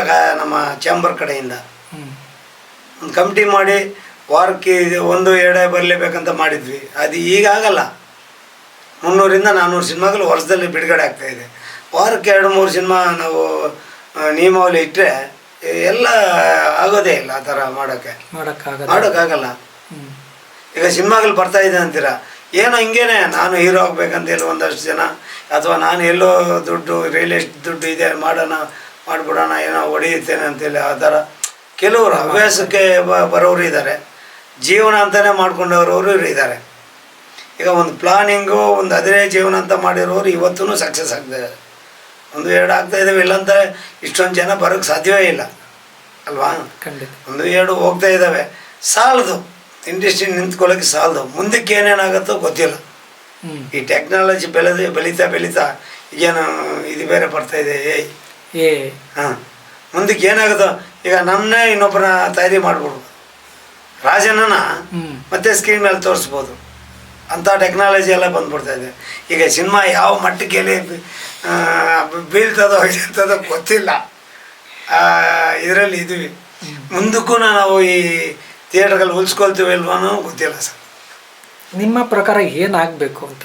ಏನು ಚಿತ್ರರಂಗಕ್ಕೆ ಅಂದರೆ ಗೆಲ್ಲಕ್ಕೆ, ಅಥವಾ ಚಿತ್ರರಂಗ ಒಬ್ಬ ನಿರ್ಮಾಪಕ ಅವನು ಸಂತೋಷವಾಗಿ ಗೆದ್ದು ಅವನೊಂದು ಲಾಭಾಂಶ ನೋಡಬೇಕು ಅಂದರೆ? ಸರ್, ಇವತ್ತಿನ ದಿನ ಸ್ಟಾರ್ಗಳೇನಿದ್ದಾರೆ ಅವರು ನಮಗೆ ಗೌರವಾಗಿದ್ರೂ ಚಿಂತೆ ಇಲ್ಲ. ಸ್ಟಾರ್ಗಳು ಮನಸ್ಸು ಮಾಡ್ಬೇಕು ಸರ್ ಇವತ್ತಿನ ದಿನ ಸಿನಿಮಾ ಮಾಡಲಿಕ್ಕೆ. ಹೌದು, ಸಿನಿಮಾ ಇಂಡಸ್ಟ್ರಿ ಬೆಳೆಯಲೇಬೇಕು, ನಾವು ಅದಕ್ಕೆ ಸಪೋರ್ಟ್ ಮಾಡಬೇಕು. ಯಾಕಂದರೆ ಅಲ್ಲಿಂದನೇ ಮಟ್ಲೆತ್ತಿದ್ರ, ಅಲ್ಲಿ ಎತ್ತಿನೇ ನೀವು ಕಟೌಟ್ಗಳು ಕಟ್ಸ್ಕೊಂಡಿದ್ದೀರ, ಅಲ್ಲಿಂದನೇ ನೀವು ಹೀರೋಗಳು ಅನಿಸ್ಕೊಂಡಿದ್ದೀರ. ಆ ರೇಂಜ್ಗೆ ಹೋಗ್ಬೇಕಾರೆ ನಿಮ್ಗೆ ಜನ ಆ ಥರ ಸಪೋರ್ಟ್ ಮಾಡಿದ್ದಕ್ಕಿಂತಾನೆ ನೀವು ಹೀರೋಗಳಾಗಿದ್ದೀರಿ ಅಲ್ವಾ. ಅವ್ರು ಸಪೋರ್ಟ್ ಇಲ್ಲಾಂದ್ರೆ ಏನಾಗ್ತಾಯಿದ್ರಿ ಸರ್? ನಾನೊಬ್ಬ ಬಿಲ್ಡಿಂಗ್ ಕಟ್ತೀನಿ ಸರ್, ನಾನು ಚೆನ್ನಾಗಿ ಕಟ್ಟಿದ್ರೆ ತಾನೇ ಇನ್ನೊಬ್ಬ ಬಿಲ್ಡಿಂಗ್ ನನಗೆ ವರ್ಕ್ ಕೊಡೋಕ್ಕೆ. ಸರಿಯಾಗಿ ಮಾಡಿಲ್ಲ ಅಂದರೆ ಬಿಲ್ಡಿಂಗ್ ಕೊಡೋಲ್ಲ. ಅವರಿಂದ ನಾವು ಮೇಲೆ ಬಂದಿರೋದು. ಅವ್ರನ್ನ ಮರಿಬೇಡ್ರಿ ನೀವು. ಯಾವ ರೀತಿ ನಿರ್ಮಾಪಕನಿಗೆ ನ್ಯಾಯ ಒದಗಿಸ್ಬೇಕು, ಯಾವ ರೀತಿ ನೀವು ನಿಮ್ಮ ಸಿನಿಮಾ ನೀವು ಗೆಲ್ಲಿಸ್ಬೇಕು ಅನ್ನೋ ರೀತಿ ನೀವು ನೋಡಿರಿ. ನಮಗೇನೋ ಒಂದಷ್ಟು ಬಂದರೆ ಸಾಕು ಅನ್ನೋ ಥರ ಮಾಡೋಕ್ಕೆ ಹೋಗ್ಬೇಡಿ. ಇದೇ ನನಗೆ ಇದರಲ್ಲೇ ಆಗಬೇಕು ಅದರಲ್ಲೇ ಹೋಗ್ಬೇಕಂತ ಹಠ ಹಿಡಿಬೇಡ್ರಿ.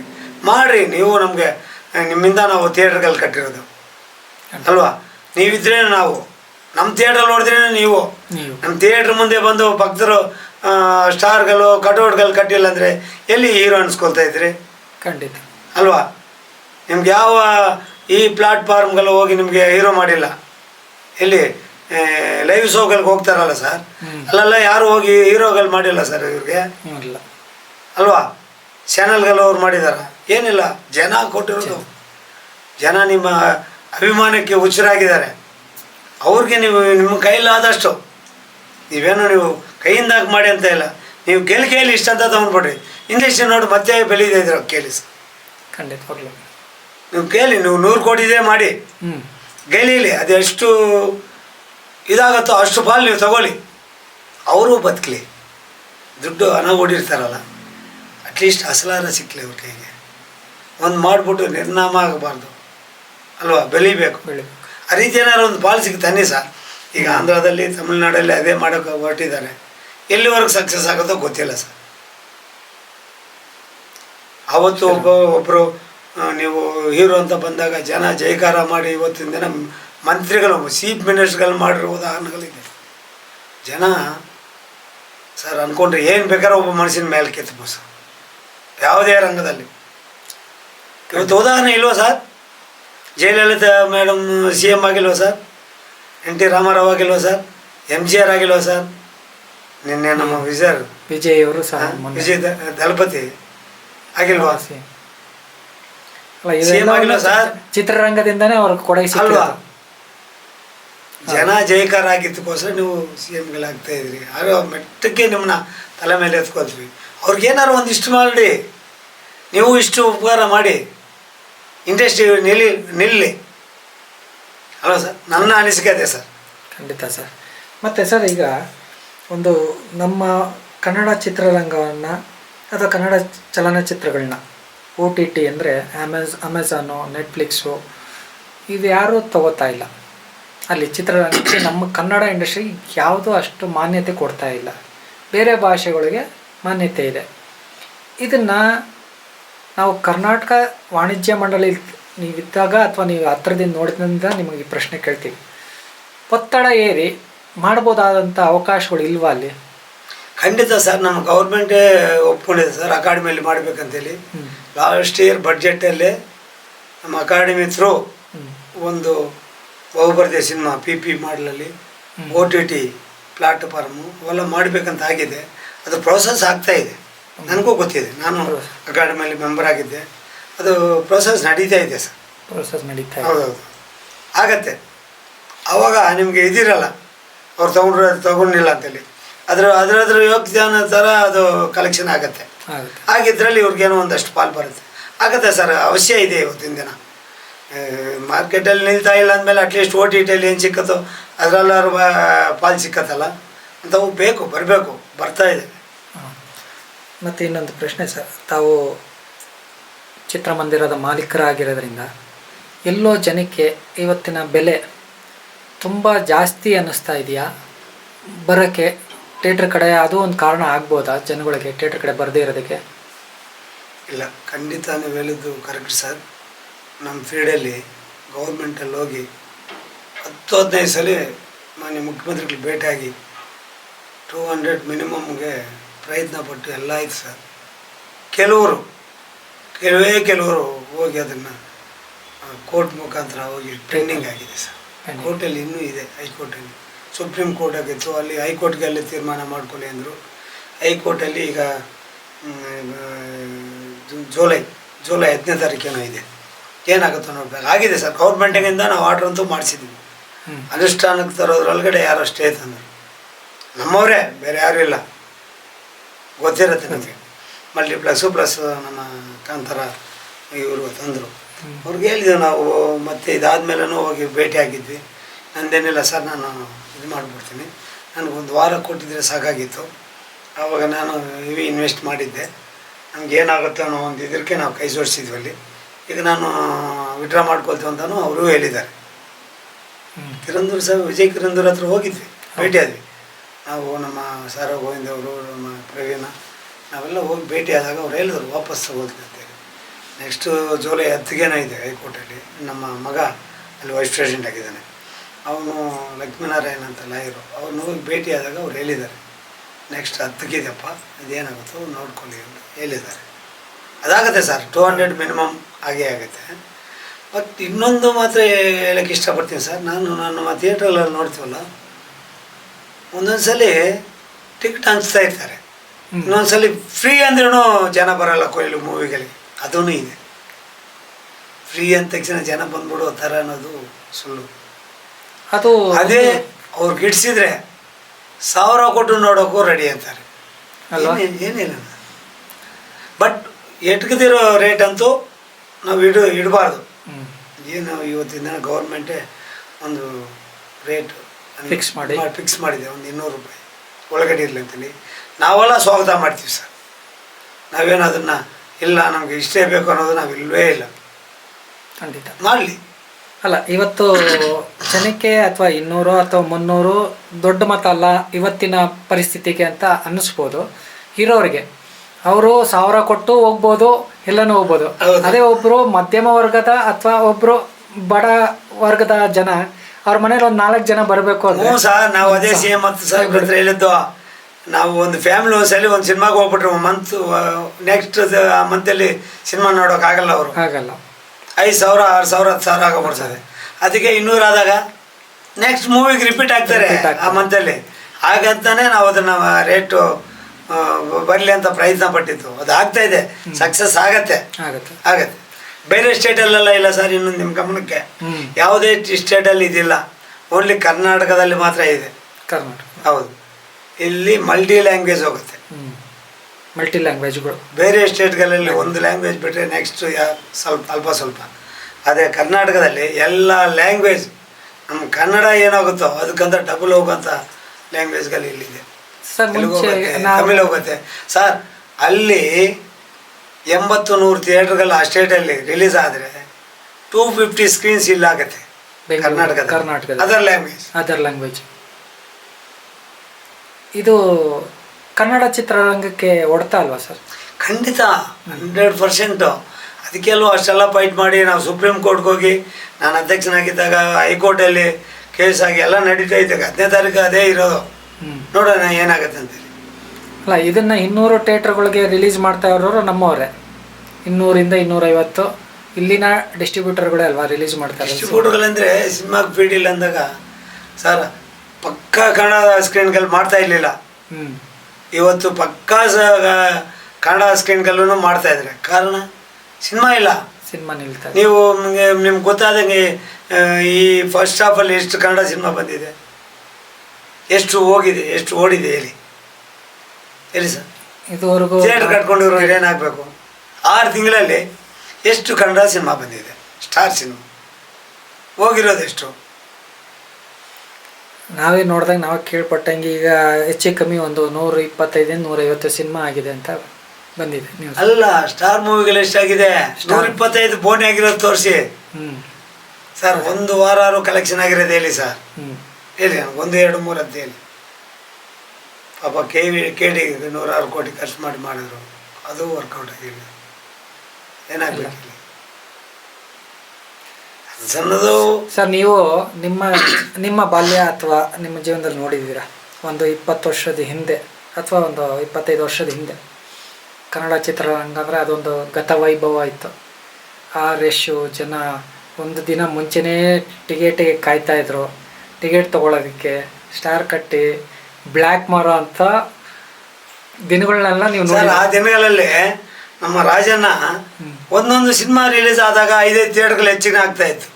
ಒಂದೊಂದು ಊರಲ್ಲಿ ಥಿಯೇಟರ್ಗಳು ಉಟ್ಕೊಳ್ತಾ ಇತ್ತು ಸರ್. ಉಟ್ಕೋತಾ ಇತ್ತು.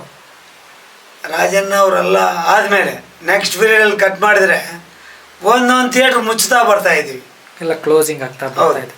ಅವ್ರಗಳ ಪೀರಿಯಡಲ್ಲಿ ಥಿಯೇಟ್ರ್ಗಳು ಇಂಪ್ರೂವ್ಗಳು ಆಗ್ತಾ ಹೋದು, ಜಾಸ್ತಿ ಆಗ್ತಾ ಹೋದು, ಊರೂರಿಗೆ ಮಾಡಿದ್ರು. ಇವತ್ತಿನ ದಿನ ಎಲ್ಲನೂ ಕ್ಲೋಸ್ ಮಾಡ್ಕೊಂಡು ಬರ್ತಾ ಇದ್ದಾರೆ. 402 ಸ್ಕ್ರೀನ್ ಇದೆ ಸರ್ ಇವತ್ತಿನ ದಿನ. ಇವತ್ತು ಕರ್ನಾಟಕ 1,000 ಇದ್ದಿದ್ದು ಸ್ಕ್ರೀನು ಅಲ್ಲಿ ಎಲ್ಲಿ ಬಂತು ನೋಡಿ. ಈಗ 400 ಇನ್ನು ಮುಂದಿನ ದಿನಗಳಲ್ಲಿ ಅದು ಕಮ್ಮಿ ಆಗುವಂಥ ಸಾಧ್ಯತೆಗಳಾಗಿವೆ. ಖಂಡಿತ ಅಲ್ವಾ? ಹೀಗೆ ಇದ್ರೆ ಅಂದ್ರಲ್ಲೇ ಏನು ಮಾಡ್ತೀನೋ ಗೊತ್ತಿಲ್ಲ. ಸಿಂಗಲ್ ಸ್ಕ್ರೀನಲ್ಲಿ ನೋಡೋ ಅಂಥ ಅನುಭವಗಳು ಮುಂದಿನ ಜನ್ರೇಷನ್ಗೆ ಸಿಗುತ್ತಾ ಇಲ್ವೋ ಅನ್ನಂಗಾಗುತ್ತೆ. ಹಂಗಾಗುತ್ತೆ. ಆಮೇಲೆ ಹೇಳಿದ್ರಲ್ಲ ಸರ್ ನೀವು, ಇವತ್ತಿನ ನೋಡಿ ಸಿಂಗಲ್ ಸ್ಕ್ರೀನ್ಗೆಲ್ಲ ಎಷ್ಟೇ ಇರ್ಬೋದು, ಸಿಟಿಯಲ್ಲಿ ಹೋಗಿ ನೋಡ್ಕೊಂಡು ಬನ್ನಿ, ಯಾವುದೇ ಮಲ್ಟಿಪ್ಲೆಕ್ಸ್ಗೆ ಯಾವ ರೀತಿಯಲ್ಲೂ ಕಮ್ಮಿ ಇಲ್ಲ. ಸ್ಕ್ರೀನ್ ಆಗ್ಬೋದು, ಸೌಂಡ್ ಆಗ್ಬೋದು, ಲೆಟ್ರಿನ್ಸು, ಟಾಯ್ಲೆಟ್ ಯಾವುದೇ ತಗೊಳ್ಳಿ ಸರ್. ಏರ್ ಕಂಡೀಷನ್ ಮಾಡಿದ್ದೀವಿ ಸರ್, 24 hours ಏರ್ ಕಂಡೀಷನ್ ಎಲ್ಲ ಜಾಗದಲ್ಲಿ. ನಮ್ಮ ಥಿಯೇಟ್ರಲ್ಲಿ ಬನ್ನಿ, 550 ಕಿಲೋವಾಟ್ ತಗೊಂಡಿದ್ದೀನಿ. ಬರೀ ಮಿನಿಮಮ್ 5.5 ಲಕ್ಷ ರೂಪಾಯಿ ಬರುತ್ತೆ ತಿಂಗಳಲ್ಲಿ. ನಾನು ಒಪ್ಪಂದೇ ಹೇಳ್ತಾ ಇಲ್ಲ, ಎಲ್ಲ ಥಿಯೇಟ್ರ್ಗಳು ಆ ರೇಂಜಿಗೆ ಬೆಳೆದಿದ್ದಾವೆ ಸರ್. ಯಾವುದು ಮೊದಲ ಥರ ಇಲ್ಲ. ಅಲ್ಲಿಗೆ ಹೋದರೆ ಥಿಯೇಟ್ರ್ ಸರಿ ಇಲ್ಲ, ಬಾತ್ರೂಮ್ ಸರಿ ಇಲ್ಲ, ಸ್ಕ್ರೀನ್ ಸರಿ ಇಲ್ಲ, ಸೌಂಡ್ ಸರಿ ಇಲ್ಲ, ಏನಿಲ್ಲ. ಲೇಸರ್ ಸ್ಕ್ರೀನ್ಸು, ಲೇಸರ್ ಪ್ರೊಜೆಕ್ಟ್ಗಳು, ಅಟ್ಮಾಸ್ಗಳು ಎಲ್ಲ ಏನೇನು ಬೇಕೋ ಎಲ್ಲವನ್ನೂ ಮಾಡಿದ್ದೀವಿ ಸರ್. ಇಲ್ಲ, ನಿಮ್ಮ ಚಿತ್ರಮಂದಿರವನ್ನು ನೋಡಿದ್ದೀವಿ, ತುಂಬ ಚೆನ್ನಾಗಿ ಮಾಡಿದ್ದೀರಾ. ಉಳಿಸ್ಕೊಳ್ಳಿ ದಯವಿಟ್ಟು. ಯಾವ ಉಳಿಸ್ಕೊಳ್ಳೋದು ಹೇಳಿ ಸರ್, ತಾವು ಬಂದಿದ್ರು ಮೊನ್ನೆ ಎಲ್ಲೋ ಒಂದಿನ ಬಂದಿದ್ದಂಗಿತ್ತು. ಎಷ್ಟು ಜನ ಸತಿ ಬಂದಿದ್ದೀವಿ, ನೋಡಿದ್ದೀವಿ. ನಾನು ಸಿನಿಮಾ ನಿಮ್ಮ ಚಿತ್ರಮಂದಿರದಲ್ಲಿ ನೋಡಿದ್ದೀವಿ. ಪ್ರಯತ್ನ ಆಗಬೇಕು. ಈಗ ನೀವೇ ಎಲ್ಲವನ್ನು ಅದನ್ನು ನೋಡಿದ್ದೀರಾ, ಇವತ್ತಿನ ದಿನಗಳನ್ನು ನೋಡ್ತಾ ಇದ್ದೀರಾ ಅಂದರೆ ನಿಮಗೆ ಅದ್ರ ಬಗ್ಗೆ ಚೆನ್ನಾಗಿ ಗೊತ್ತಿರುತ್ತೆ. ಈಗ ಏನು ಮಾಡಬೇಕು, ಅಥವಾ ಹೊಸಬರಿಗೆ ಬರೋರಿಗೆ, ಅಥವಾ ಸಿನಿಮಾ ನಿರ್ಮಾಣ ಮಾಡೋರಿಗೆ ಏನು ಮಾಡಬೇಕು, ಅವರು ಈಗ ಎಲ್ಲಿ ಅವ್ರ ಗಮನ ಹರಿಸ್ಬೇಕು? ಸಿನಿಮಾ ನಿರ್ಮಾಣ ಮಾಡೋವ್ರಿಗಂತೂ ಎಲ್ಲೇ ಬೇಕಾಗುತ್ತೆ ಸರ್. ಇವತ್ತಿಂದ ಯಾವುದರಲ್ಲೂ ದುಡ್ಡಿಲ್ಲ ಸರ್ ಅವ್ರಿಗೆ. ನೀವು ಸಿನಿಮಾ ಥಿಯೇಟ್ರ್ಗಳಲ್ಲಿ ಗೆಲ್ಲಿಸ್ಬಿಟ್ಟು ದುಡ್ಡು ಮಾಡ್ತೀವಿ ಅನ್ನೋದು ಕನಸು. ನಮ್ಮದು ಸಿನಿಮಾ ಕಂಟೆಂಟ್ ಚೆನ್ನಾಗಿದ್ದು, ಡೈರೆಕ್ಟ್ರು ಒಳ್ಳೆ ಡೈರೆಕ್ಟ್ ಆಗಿದ್ದರೆ ಒಂದು ರೇಂಜಿಗೆ ನೋಡ್ಬೋದೇನೋ. ಇಲ್ಲಾಂದರೆ ನೀವು ಅಲ್ಪ ಸ್ವಲ್ಪ ಅಮೌಂಟ್ ಇಟ್ಕೊಂಡು ಇವತ್ತಿನ ದಿನ ಕಲ್ಕೊಳ್ಳೋದೇ ಕಾಯಂ. ನಂಗೆ ತಿಳಿದ ಮಟ್ಟಿಗೆ 100 ಜನ ಮಾಡಿದ್ರೆ ಒಬ್ಬರು ಇಬ್ಬರು ಸಕ್ಸಸ್ ಆಗ್ತಾಯಿಲ್ಲ. ನೀವು ದಯವಿಟ್ಟು ದುಡ್ಡುಬೇಡ್ರಿ. ಈ ವರ್ಷ ಬೇಡ, ಇನ್ನೊಂದು ವರ್ಷ ಮಾಡಿ, ಪರವಾಗಿಲ್ಲ. ಒಳ್ಳೆ ಕಂಟೆಂಟ್ ಮಾಡಿ, ನಿಮಗೆ ಅನಿಸ್ಬೇಕು, ಓ ಸಕ್ಸಸ್ ಆಗತ್ತೆ, ನಾವು ಸಕ್ಸಸ್ ಆಗ್ತೀವಿ ಅನ್ನೋ ರೀತಿ ಪ್ರಯತ್ನ ಪಟ್ಟು 5 ವರ್ಷ ನೀವು ಟ್ರೈ ಮಾಡಿರಿ, ತೊಂದರೆ ಇಲ್ಲ. ಏಕಾಏಕಿ ಮೇಲೆ ಬಿದ್ದು ಏನು ಆ ಡೇಟ್ ಹೋಗುತ್ತೆ ಈ ಡೇಟ್ ಹೋಗುತ್ತೆ ಆ ಥರ ಮಾಡಬೇಡಿ. ಒಂದೇ ಸಿನಿಮಾ ಮಾಡಿರಿ, ಒಳ್ಳೆ ಸಿನಿಮಾ ಮಾಡಿ, ಗೆಲ್ರಿ. ಇದು ಎಲ್ಲೂ ನಿಮ್ಗೆ ದುಡ್ಡು ಬರ್ತಾ ಇಲ್ಲ. ಯೋಚನೆ ಮಾಡಿ. ಒಂದು OTT ಅಲ್ಲ, ಒಂದು ಯಾವುದೇ ಚಾನಲ್ ದುಡ್ಡು ಬರ್ತಾ ಇಲ್ಲ. ಯೋಚನೆ ಮಾಡಿ ನೀವು ಸ್ಟ್ಯಾಂಡ್ ಮಾಡಿಕೊಂಡು ಆಮೇಲೆ ಇಲ್ಲಿ ನಿರ್ಮಾಪಕರಿಗಂತ ನಮ್ಮ ಆರ್ಟಿಸ್ಟ್ಗಳಿಗೆ ನಾನು ಒಂದು ಹೇಳೋಕ್ಕೆ ಇಷ್ಟಪಡ್ತೀನಿ ಸರ್. ಹೇಳೋಕ್ಕಂತಲ್ಲ, ಅವ್ರನ್ನ ರಿಕ್ವೆಸ್ಟ್ ಮಾಡ್ತಾಯಿದ್ದೀನಿ, ಅಭ್ಯರ್ಥನೆ ಮಾಡ್ತಾಯಿದ್ದೀನಿ. ಏನು, ನೀವು ಯಾವುದೇ ಒಬ್ಬ ನಿರ್ಮಾಪಕ ಬಂದರೆ ಅವ್ರನ್ನ ಉಳಿಸೋದು ನೋಡಿ. ಅವ್ರಿಗೆ ಎಷ್ಟು ನಿಮ್ಮ ಕೈಯಲ್ಲಾಗುತ್ತೋ ಅಷ್ಟು ಸಪೋರ್ಟ್ ಮಾಡಿ, ಒಳ್ಳೆ ಸಿನಿಮಾಗಳು ಮಾಡಿರಿ, ಎಲ್ಲರೂ ಚೆನ್ನಾಗಿರ್ರಿ. ನೀವು ಬೇಕಾದ್ರೆ ಗಳಿಸಿರೋದ್ರಲ್ಲಿ ನಿಮ್ಗೇನು ಬೇಕು 50% ಬೇಕಾದ್ರೆ ತಗೊಳ್ಳಿ. ಆ ರೀತಿ ಮುಂದಕ್ಕೆ ಹೋದರೆ ಏನಾರ ಇಂಡಸ್ಟ್ರಿ ಸ್ವಲ್ಪ ಚೇತರಿಕೆ ಹೋಗ್ಬೋದು, ಚೇತರಿಕೆ ಕಾಣ್ಬೋದು. ಒಂದು 400 ಸಿನಿಮಾ ಕನ್ನಡ ಚಿತ್ರರಂಗ ರಿಲೀಸ್ ಆಗ್ತಾಯಿದೆ. ವರ್ಷಕ್ಕೆ 150ರಿಂದ 400 ಸಿನಿಮಾ ರಿಲೀಸ್ ಆಗ್ತಿದೆ. ಪ್ರತಿಯೊಬ್ಬರು ಒಂದೊಂದು ಅವ್ರವ್ರ ಕತೆ.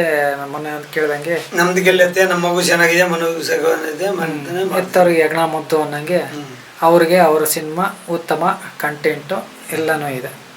ಸಿನಿಮಾ ಗೆಲ್ತಾ ಇಲ್ಲ ಅಂತ ಈ ವರ್ಷ ನಾನು ಕಂಡಂಗೆ ಕಾಂತಾರ ಅಥವಾ KGF ಬಂದ ಮೇಲೆ, KGF ಕನ್ನಡ ಇಂಡಸ್ಟ್ರಿನ ಇಡೀ ಚಿತ್ರರಂಗದಲ್ಲೇ ಭಾರತ ಚಿತ್ರರಂಗ ಮಾತಾಡೋಂಗೆ ನಮ್ಮ ಕಡೆ ನೋಡೋ ಥರ ಮಾಡ್ತು. KGF, ಕಾಂತಾರನು ಕನ್ನಡ ಚಿತ್ರರಂಗ ಅಂತ.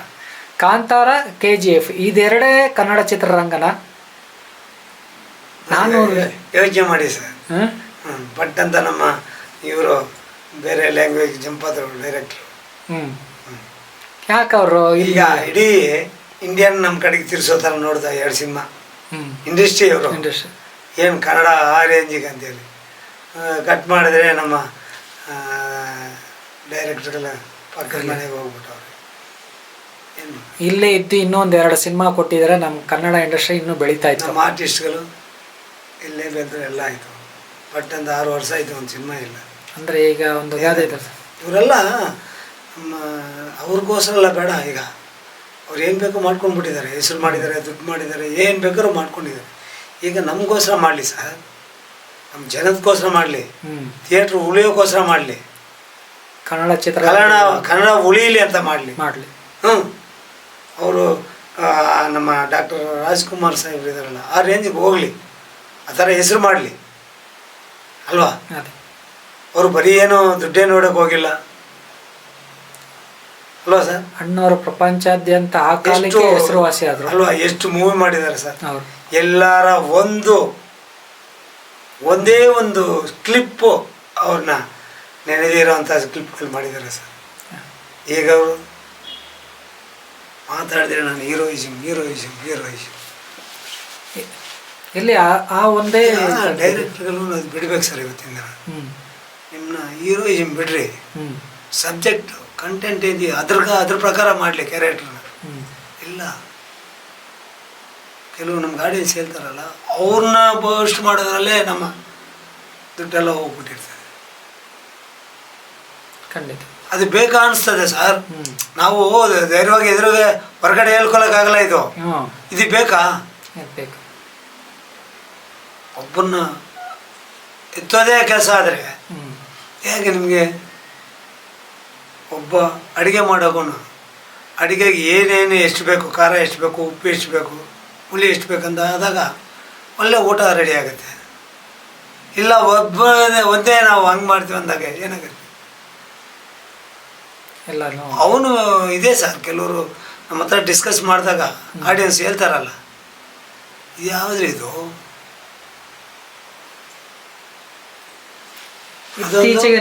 ಆಮೇಲೆ ಇನ್ನೊಂದು ಏನಾಗಬಿಟ್ಟಿದೆ ಅಂದರೆ 106 ಕೋಟಿ ಅಂದ ತಕ್ಷಣ ಓ ಇದು ದೊಡ್ಡ ಮೂವಿ ಅನ್ನೋದವ್ರ ಮನಸ್ಸಿಗೆ ಬಂದ್ಬಿಟ್ಟಿದೆ. ಅಲ್ಲ, ಈಗ ಸಿನಿಮಾ ನಿರ್ಮಾಣ ಮಾಡಬೇಕು ಅಂದರೆ ಕೋಟಿ ಅನ್ನಂಗಾಗಿದೆಯಾ?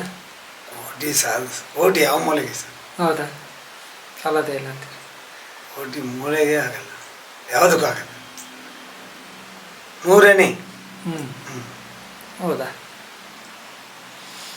ಅಲ್ಲ, ಇಲ್ಲಿ ಕೋಟಿ ಹಾಕಿ ಪಾಪ ನಿರ್ಮಾಪಕರಿಗೆ ಲಾಭನೇ ಕಳಿಸ್ತಾ ಇದ್ದಾಗ ಕೋಟಿ 4 ಕೋಟಿ 5 ಕೋಟಿ 6 ಕೋಟಿ 10 ಕೋಟಿ ಏನಿಲ್ಲ, ಸಿನಿಮಾ ₹1 ವಾಪಸ್ ಬರ್ತಾ ಇಲ್ಲ, ಬರಲ್ಲ. ಯಾವುದೋ ತಪ್ಪಿ ಕಂಟೆಂಟ್ ಚೆನ್ನಾಗಿತ್ತು, ಅವರು ಮುಹೂರ್ತ ಮಾಡಿದ್ದ ಟೈಮ್ ಚೆನ್ನಾಗಿದ್ರೆ ಅವರ ಅದೃಷ್ಟ ಚೆನ್ನಾಗಿದೆ.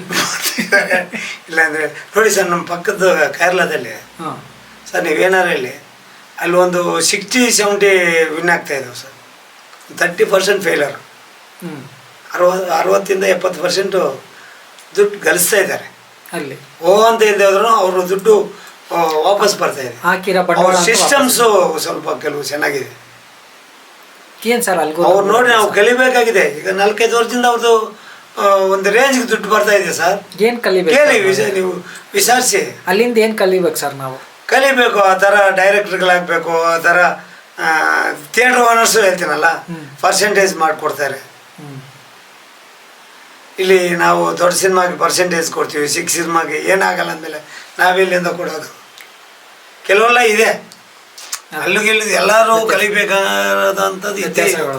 ಹೌದು, ಅವರು ಹೀರೋಗಳು ಪರ್ಸೆಂಟೇಜ್ಗೆ ಒಪ್ಕೊಂಡಿದ್ದಾರೆ ಸರ್, ಅಲ್ಲಿ ಮಲಯಾಳ ಬೆನಿಫಿಟ್ ಮೇಲೆ. ಹೌದು, ಆ ಒಂದು ವ್ಯವಸ್ಥೆ ನಮ್ಮ ಕನ್ನಡ ಚಿತ್ರರಂಗಕ್ಕೂ ಬರಬೇಕೀಗ.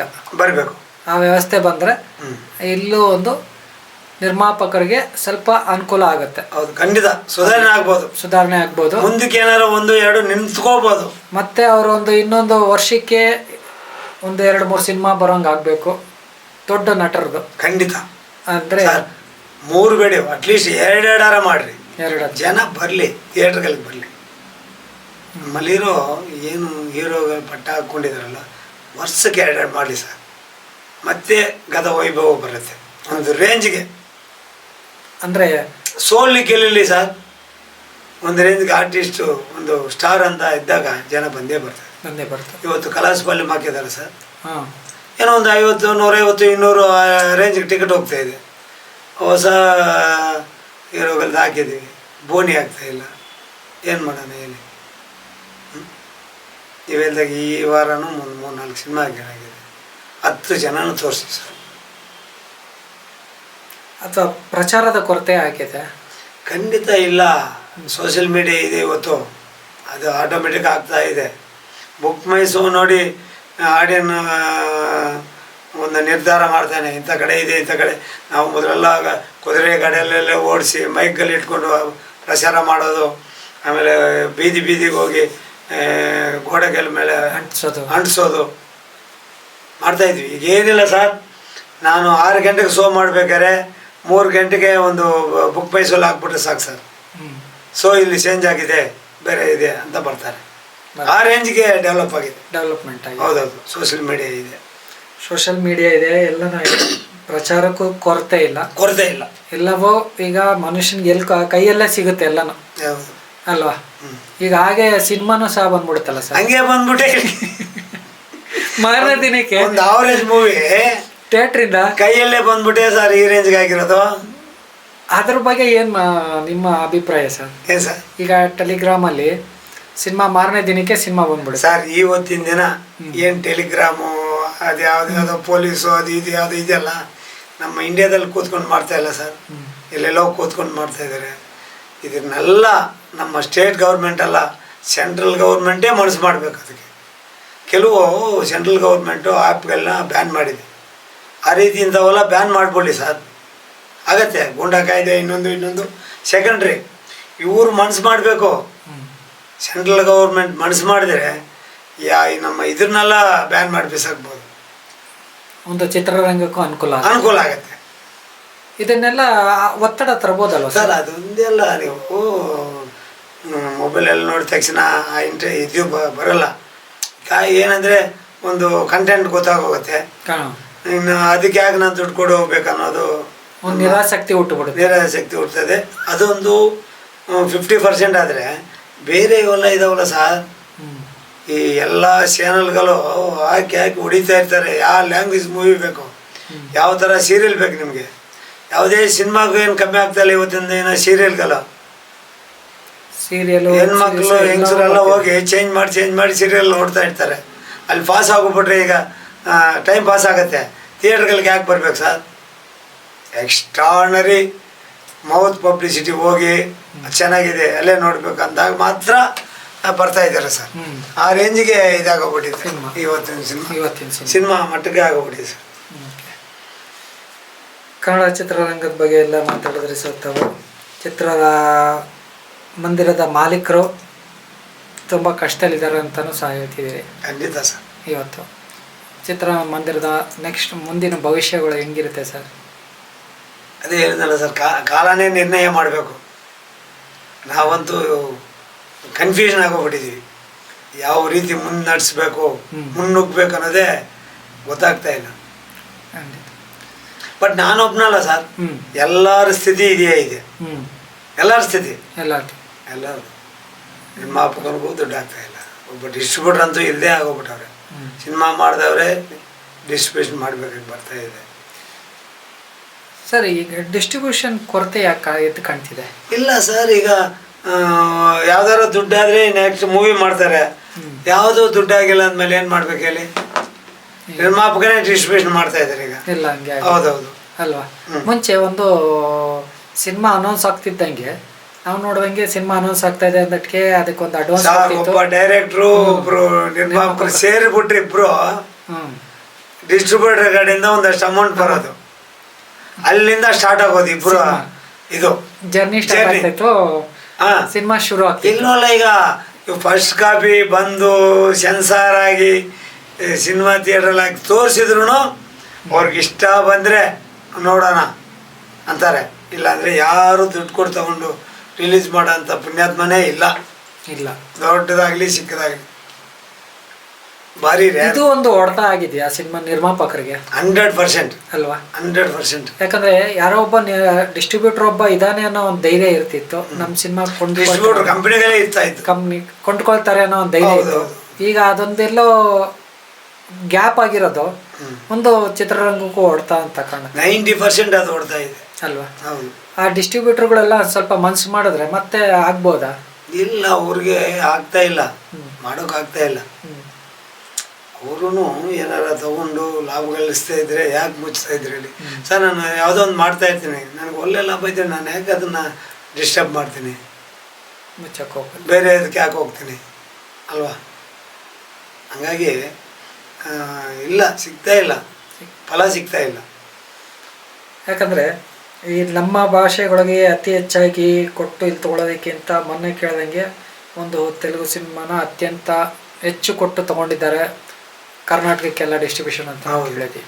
ನೀವು ಹೇಳಿದ್ರಲ್ಲ ಈಗ, ಅದೇ ರೀತಿ ಕೆಲವರು ಅಲ್ಲಿಂದ ನಾನು ಇಷ್ಟು ಕೊಟ್ಟು ತಗೊಂಡು ಬರ್ತೀವಿ, ಯಾರೂ ಹ್ಯಾಪಿ ಆಗಿಲ್ಲ ಸರ್. ಎಲ್ಲರೂ ಇವತ್ತು ಕಲ್ಕೊಂಡಿರೋರೆ ನಮ್ಮ ಕರ್ನಾಟಕ ಸ್ಟೇಟಲ್ಲಿ ಅದರ ಲೆವೆಲ್ಗೆ ತಂದು ಮಾಡ್ತಾ ಇದ್ದಾರಲ್ಲ, ಒಬ್ಬರು ಹ್ಯಾಪಿ ಆಗಿಲ್ಲ. ಎಲ್ಲರೂ ಇವತ್ತಿನ ದಿನ ಕಲ್ತ್ಬಿಟ್ಟಿದ್ದಾರೆ. ಸುಮಾರು ಜನ ನೀವು ನೋಡಿದ್ರಿ ಮುಂಚೆ ಹಳೆ ನಮಗೆ ಪರಭಾಷಾ ಚಿತ್ರಗಳು ತಮಿಳು ಅಥವಾ ತೆಲುಗು ಒಂದು 4 ವಾರನೋ 7 ವಾರ ಆದಮೇಲೆ ಬಂದರೆ ಕಾಂಪಿಟೇಷನ್ ಇರ್ತಿರ್ಲಿಲ್ಲ ಅಂತ ಹೇಳ್ತಿದ್ರು.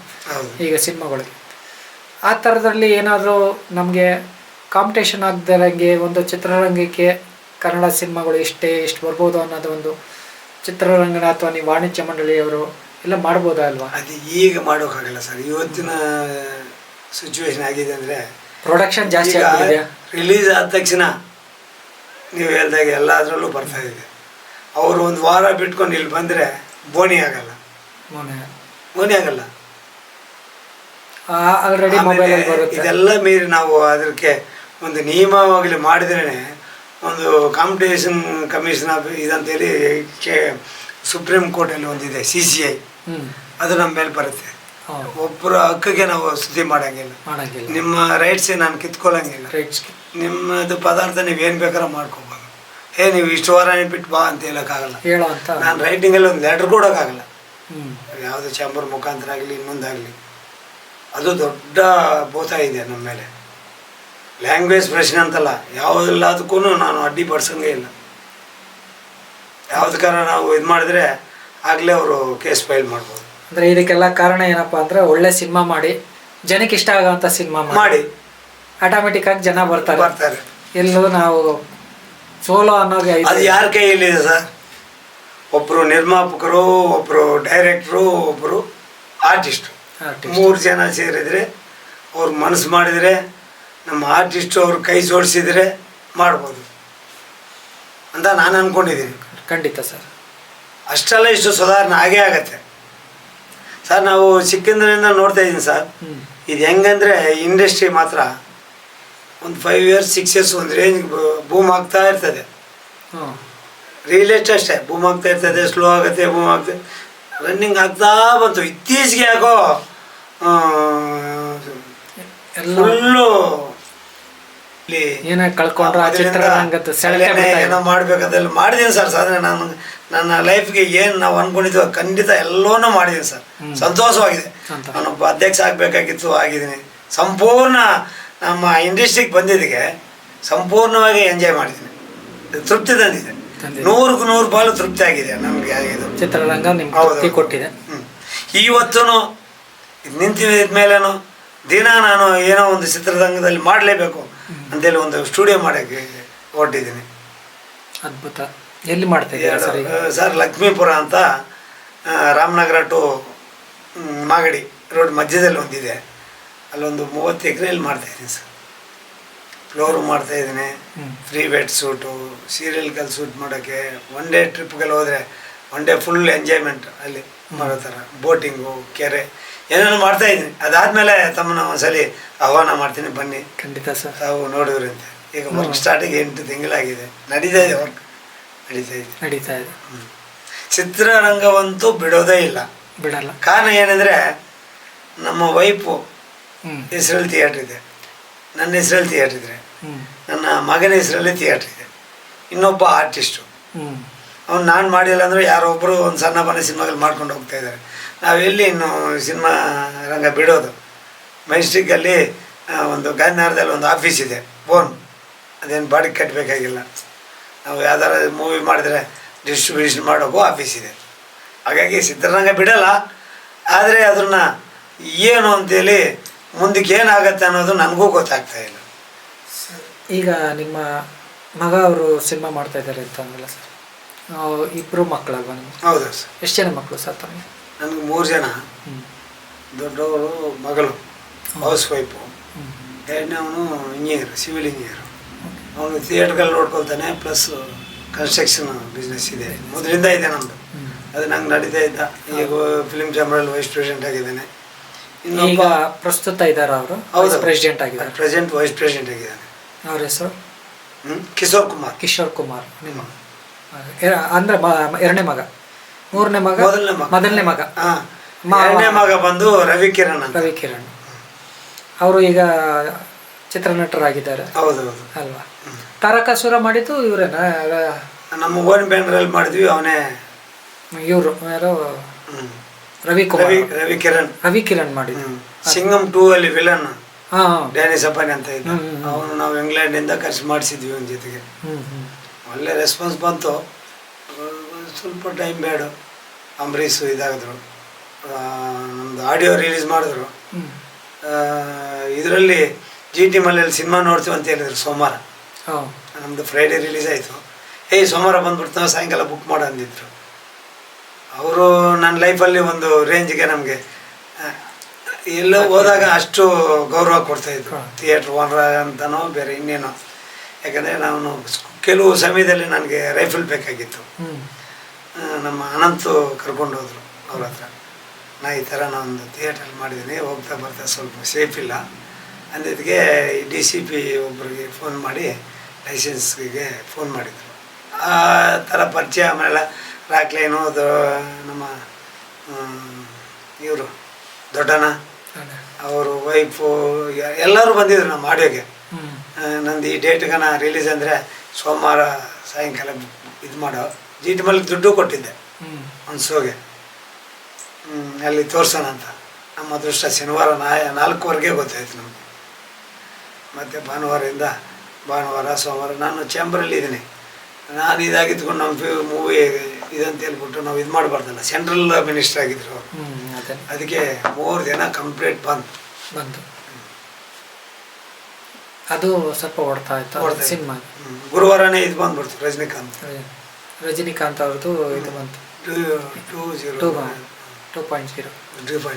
ಅದು ಮತ್ತೆ ಸಿನಿಮಾ ಮಾಡಲಿಲ್ಲ ಅವರು, ನಿಮ್ಮ ಮಗ ಅವರು? ನಾನು ಮಾಡಿಲ್ಲ, ಅವರು ಬೇರೆಯವ್ರು ಮಾಡ್ತಾಯಿದ್ದಾರೆ. ಒಂದು ಈ ನಡುವೆ ಒಂದು ಕಾಶಿದ್ರೆ ಕೈಲಾಸ ಅಂತ ಮಾಡಿ ರಿಲೀಸ್ ಆಯಿತು. ಇನ್ನೊಂದು ಗದಾಧಾರಿ ಹನುಮಾನ್. ಅದು ಫಸ್ಟ್ ಕಾಪಿ ಬಂದಿದೆ. ಇನ್ನೊಂದು ಅಪ್ಪು ಅಭಿಮಾನಿ ಅಂತ. ಅಪ್ಪು ಅಭಿಮಾನಿ ನಿಮ್ಮ ಎರಡನೇ ಮಗ ಮಾಡ್ತಾ ಇರೋದಲ್ವಾ? ಎರಡನೇ ಮಗ ಮಾಡ್ತಾ ಇರೋದು. ಎರಡನೇ ಮಗ ಅವ್ರು ಎಷ್ಟು ಸಿನಿಮಾ ಮಾಡೋರು? ಇದು 5ನೇ ಮೂವಿ ಪಟ್ಲಿ ಅಂತ ಲಾಂಚ್ ಆಗ್ತಾ ಇದೆ. ಪಟ್ಲಿ ಅದು ಬೇರೆಯವರೇ ಮಾಡ್ತಾ ಇದ್ದಾರೆ, ಆಂಧ್ರದವರು. 2 ಇದರಲ್ಲಿದೆ. ಒಂದು ಟಾಕಿ ಫೋರ್ಸನ್ 25% ಬ್ಯಾಲೆನ್ಸ್ ಇದೆ. ಅಪ್ಪು ಅಭಿಮಾನಿ. ಗದಾಧಾರಿ ಹನುಮಾನ್ ಆಗಿದೆ, ನೀನು ಸೆನ್ಸರ್ ಆಗಬೇಕು. ಗದಾಧಾರಿ ಹನುಮಾನ್ ಆಂಧ್ರದವ್ರು ಮಾಡಿರೋದು. ಹೌದಾ? ಪಟ್ಲಿನೂ ಅವರೇ ಮಾಡ್ತಾ ಇದ್ದಾರೆ. ತೆಲುಗುನ ಅದು? ತೆಲುಗು ತಮಿಳ್, ಸಾರಿ ತೆಲುಗು ಕನ್ನಡ. ಓಕೆ. ದೊಡ್ಡ ಮಗ ಅವರು ಇದೆ ನೋಡ್ಕೊತಾ ಇದ್ದಾರೆ. ನಟನೆ ಕಡೆ ಕಮ್ಮಿನ? ಸ್ಟುಡಿಯೋ ಕನ್ಸ್ಟ್ರಕ್ಷನ್ ಸ್ಟಾರ್ಟ್ ಆಗಿದೆ ಈಗ. ಆ ಕಡೆ ಬ್ಯುಸಿ ಆಗಿದ್ದಾರೆ, ಸ್ಟುಡಿಯೋ ಎಲ್ಲ ಮಾಡ್ತಾ ಇದ್ದೀರಾ? ನೀವು ಈಗ ಅವರು ಆ ಕಡೆ ಬ್ಯುಸಿ ಆಗಿದ್ದಾರೆ. ಎರಡನೇ ಮಗ ಅವರು ಸ್ವಲ್ಪ ನಟನೆ ಕಡೆ ಬ್ಯುಸಿ ಆಗಿದ್ದಾರೆ ಅವರು. ಇಲ್ಲಿ ಥಿಯೇಟರ್ಗೆ ಹತ್ರ ಯಾವಾಗ ಬರ್ತಾರೆ ಫ್ರೀ ಇದ್ದಾಗ. ಸರಿ. ನಮ್ಮ ಬೇರೆ ವರ್ಕಲ್ಲಿ ಅವನು ಇನ್ವಾಲ್ವ್ ಆಗಲ್ಲ. ಅಲ್ಲ, ನೀವು ಇಷ್ಟೆಲ್ಲ ನೋಡಿದ್ರಲ್ಲ, ನಿಮ್ಮ ಮಕ್ಕಳಿಗೆ ನೀವೇನು ಹೇಳಿಲ್ವಾ ಬಡಪ್ಪ ಚಿತ್ರರಂಗದ ಕಡೆ ಸೆಳೆತ ಅಂತ? ನಮ್ಗೆ ಇಳಿಯತ್ತೆ ಚಿತ್ರರಂಗ, ನಾವ್ ಹೆಂಗ್ಲಿ ಬೇಡಲ್ಲಿ. ನಮಗೆ ಮೊದಲು ಆಕರ್ಷಣೆ ಇರೋದ್ರಿಂದ ಅವ್ರಿಗೆ ಸ್ವಲ್ಪ. ಈಗ ರಾಜಕೀಯ ಮಕ್ಕಳು ರಾಜಕೀಯಕ್ಕೆ ಹೋಗಲ್ವಾ? ಹಂಗೆ ನಟರ ಮಕ್ಕಳು ಇನ್ನು ಸಿನಿಮಾ ಕಡೆಗೆ ಹೋಗ್ತಾರೆ. ಖಂಡಿತ ಅದೇನೋ ನಾಳೆ ನಿಮ್ಮ ಮಕ್ಕಳು ಬಂದರೆ ಸ್ಟುಡಿಯೋನೋ ಇನ್ನು ಯಾವ ರೀತಿ ಡೆವಲಪ್ ಮಾಡ್ಬೇಕಂತ ನೋಡ್ತಾರೆ ಸ್ಟುಡಿಯೋ. ಕರೆಕ್ಟ್. ಚಿತ್ರರಂಗ ನೀವು ನಟನೆ ಕಡೆ ನಿಮ್ಗೆ ಆಸಕ್ತಿ ಆಗಲಿಲ್ವಾ? ಇಲ್ಲ ಇಲ್ಲ ಸರ್. ನೀವು ಯಾವುದೋ ಸಿನಿಮಾ ಮಾಡಲಿಲ್ವಾ ಸರ್? ನಟನೆ ಮಾಡಲಿಲ್ವಾ ಸರ್? ಸಣ್ಣದು ಯಾವ್ದಾದ್ರು ಮಾಡಿರ್ತೀನಿ ನಾನು. ಯಾವ್ದಾದ್ರು ರೋಲ್ ಮಾಡಲಿಲ್ವಾ? ಈಗ ಒಂದು ಮಾಡೋಣ ಅಂತ ಇದ್ವಿ, ಅವಾರ್ಡ್ ಮೂವಿ ಹೌದಾ? ಅಂದ್ಕೊಂಡಿದ್ವಿ. ಸ್ವಲ್ಪ ಇದೆಲ್ಲ ಆಗಲಿ ಮಾಡೋಣ. ಎಲ್ಲ ಮಾಡೋಣ. ಅದನ್ನೇ ತುಂಬ ಸಂತೋಷ ಸರ್. ತಮ್ಮ ಅನುಭವಗಳೆಲ್ಲ ಹೇಳಿದ್ರಿ. ನೀವು ಊರಿನ ಬಾಲ್ಯದ ಅನುಭವ ಹೇಳಿದ್ರಿ, ಚೆನ್ನಾಗಿತ್ತು. ಯಾರು ಸರ್ ನಿಮ್ಮನ್ನು ಅಲ್ಲಿಂದ ಕರ್ಕೊಂಬಂದಿದ್ದು? ಪ್ರಸಾದ್ ಅಂತ ಸರ್. ಲಾಸ್ಟ್ 15 days ಬಿಫೋರ್ ಹೋದ್ರು. ಹೌದಾ? ನಮ್ಮ ಮಾವನ ಮಗ. ನಾವು ಗುಂಡ ಅಂತ ಕರಿತೀವಿ. ಇಲ್ಲಿ ಅಶೋಕನಗರದಲ್ಲಿ ಮನೆ, NR ಕಾಲೋನಿಯಲ್ಲಿ. ಅವಾಗ ಮೊದಲಿದ್ದು 11 ಬಸ್ ಸ್ಟಾಪ್ ಹತ್ರ ಗಾಂಧಿ ಬಜಾರ್. ಬಾಂಡ್ ಯಾವುದೋ ಬಾಂಡ್ ಇದೆಯಲ್ಲಪ್ಪ, ಬಾಕ್ಸ್ ಬ್ಯಾಂಡ್ ಬಾಕ್ಸು ಯಾವುದೋ, ಅದೇ ಬಿಲ್ಡಿಂಗ್ ನಮ್ಮ ಮಾವಂದು. ಬ್ಯಾಂಡ್ ಬಾಕ್ಸ್ 4-5 ಹಳೆ ಬಿಲ್ಡಿಂಗ್ ಇದೆ ನೋಡ್ರಿ. ಒಂದು ಬಾರು, ಬ್ಯಾಂಡ್ ಬಾಕ್ಸು ಎಲ್ಲ ಇದಾವೆ. ಆಗ ನಿಮ್ಗೆ ಅದು ಹೆಂಗಂದ್ರೆ ಇಲ್ಲಿ 40 ಅಡಿ ಇದ್ರೆ 120 ಅಡಿ ಉದ್ದ ಬಿಲ್ಡಿಂಗ್ ಇರೋದು. ನಮ್ಮ ಸೋದರ ಮಾವರದ್ದು ಬಿಲ್ಡಿಂಗ್ ಇನ್ನೂ ಇದೆ. ನೀವು ಬಾಲ್ಯದಲ್ಲಿ ಸಿನಿಮಾ ಎಲ್ಲ ನೋಡ್ತಾ ಇದ್ರಲ್ಲ, ಹೌದು. ನಿಮಗೆ ಒಂದಿನ ನಾನು ಚಿತ್ರರಂಗಕ್ಕೆ ಈ ತರ ಹೋಗಿ ಇಲ್ಲ ಆಗತ್ತೆ ಅನ್ನೋದು ಗೊತ್ತಿಲ್ಲ. ಇಲ್ಲಿ ಬಂದು ಕಾಮಾಖ್ಯ ಕನ್ಸ್ಟ್ರಕ್ಷನ್ ಮಾಡಿದ ಮೇಲೆನೆ ನಾವು ಚಿತ್ರರಂಗಕ್ಕೆ ಒಂದು ಸ್ವಲ್ಪ ತುಂಬಾ ಆಸಕ್ತಿ ಜಾಸ್ತಿ ಬೆಳೆದಿದೆ.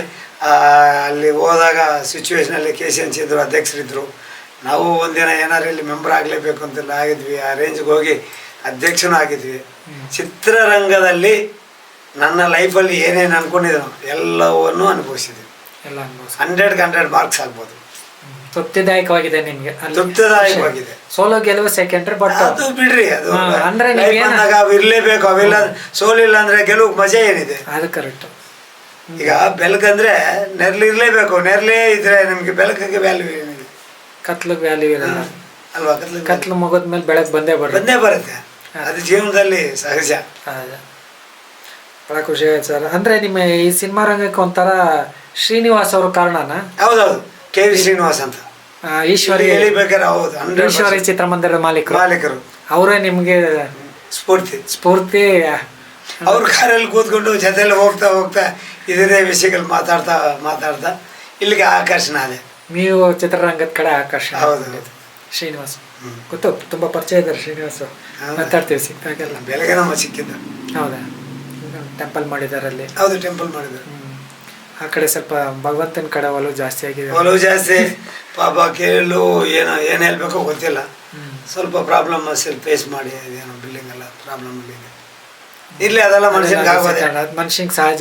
ನೀವು ಹೇಳ್ತಾ ಇದ್ರಲ್ಲ, ನೆರಳು ಬಂದಾಗ ಬೆಳಕು ಬರಲೇಬೇಕು ಅಂತ. ಸೌಲಭ್ಯ ಎಲ್ಲರಲ್ಲೂ ಇರ್ಬೇಕು ನೀವು ಹೇಳ್ದಂಗೆ, ಇಲ್ಲಾಂದ್ರೆ ಮಜಾ ಇರಲ್ಲ ಜೀವನ. ಕರೆಕ್ಟ್. ಅದೆಲ್ಲ ನೆಕ್ಸ್ಟ್ ಸಿನಿಮಾ ನಿರ್ಮಾಣ ಮಾಡೋ ಅಂತ ಖಂಡಿತ ಮಾಡಿದೆ ಸರ್.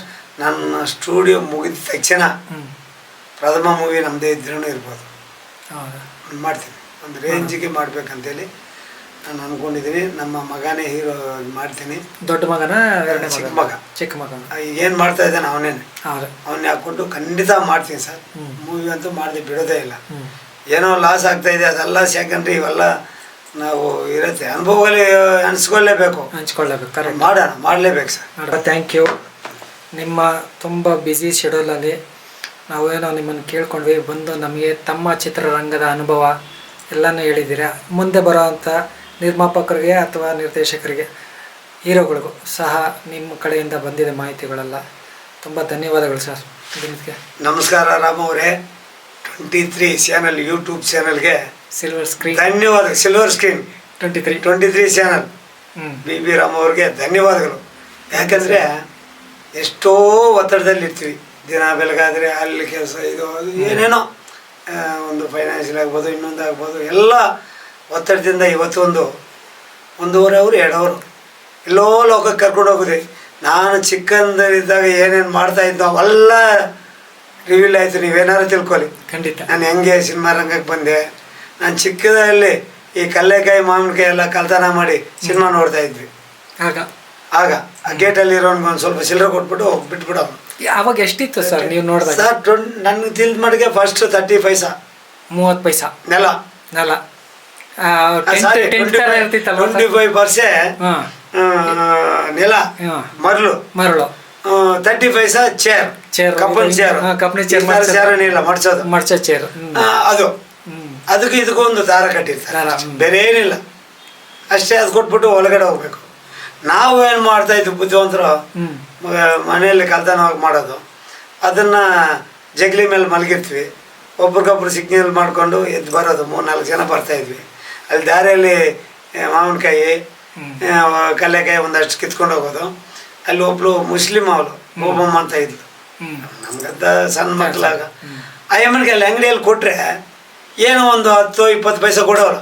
ಅದು ತಗೊಂಡಾಗ ಹಂಗೆ ಅವ್ರ ಕೈಗೆ ಕೊಟ್ಟರೆ ಅರ್ಧ ಬರ್ಧ ಆಗಿರುತ್ತೆ, ಬಿಟ್ಬಿಡಿರೋರು ಅವರು ಒಳಗಡೆ ಬಿಡೋರು. ನೋಡಿರೋದೇ 2-3 ಸಲ ನೋಡಿರ್ತೀವಿ. ಅದೇ ಸಿನಿಮಾ ಆ ಥರ ಇತ್ತು. ಇದೆಲ್ಲ ಇದಕ್ಕೆ ಹೋಗ್ಬಿಡ್ತು ನನಗೆ.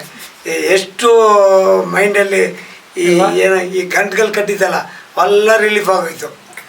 ಬೇರೆ ಯಾವ್ದ್ರೆಲ್ಲ ಇರ್ತೀವಿ ಸರ್ ಜಂಜಾಟದಲ್ಲಿ, ಇಂಥದ್ದು ನಾವು ನೆನಪುಗಳು ನಾವು ನೋಡಿ ಮರುಕಳಿಸಿದಾಗ ಅಲ್ಲಿಗೆಲ್ಲ ತಗೊಂಡೋದ್ರಿ. ನಿಮಗೆ ನಿಮ್ಮ ಚಾನಲ್ಗೆ ಧನ್ಯವಾದಗಳು. Thank you sir. ನೀವು ಮುಂದಕ್ಕೆ ಎತ್ತರಕ್ಕೆ ಬೆಳೀರಿ, ಒಳ್ಳೆ ದೊಡ್ಡ ಮಟ್ಟಕ್ಕೆ ಒಂದು ಸ್ಟುಡಿಯೋ ಮಾಡಿರಿ. ಖಂಡಿತ ಸರ್. ನಾವು ನೆಕ್ಸ್ಟ್ ಮೂವಿ ಮಾಡಿದಾಗ ನಿಮ್ಮ ಇದರಲ್ಲೇ ಎಲ್ಲ ಪ್ರೋಸೆಸ್ ಮಾಡೋಣ. ಒಳ್ಳೇದಾಗಲಿ ಸರ್. ಆ ಭಗವಂತ ನಿಮ್ಗೆ ಒಳ್ಳೇದು ಮಾಡಲಿ. Thank you thank you sir.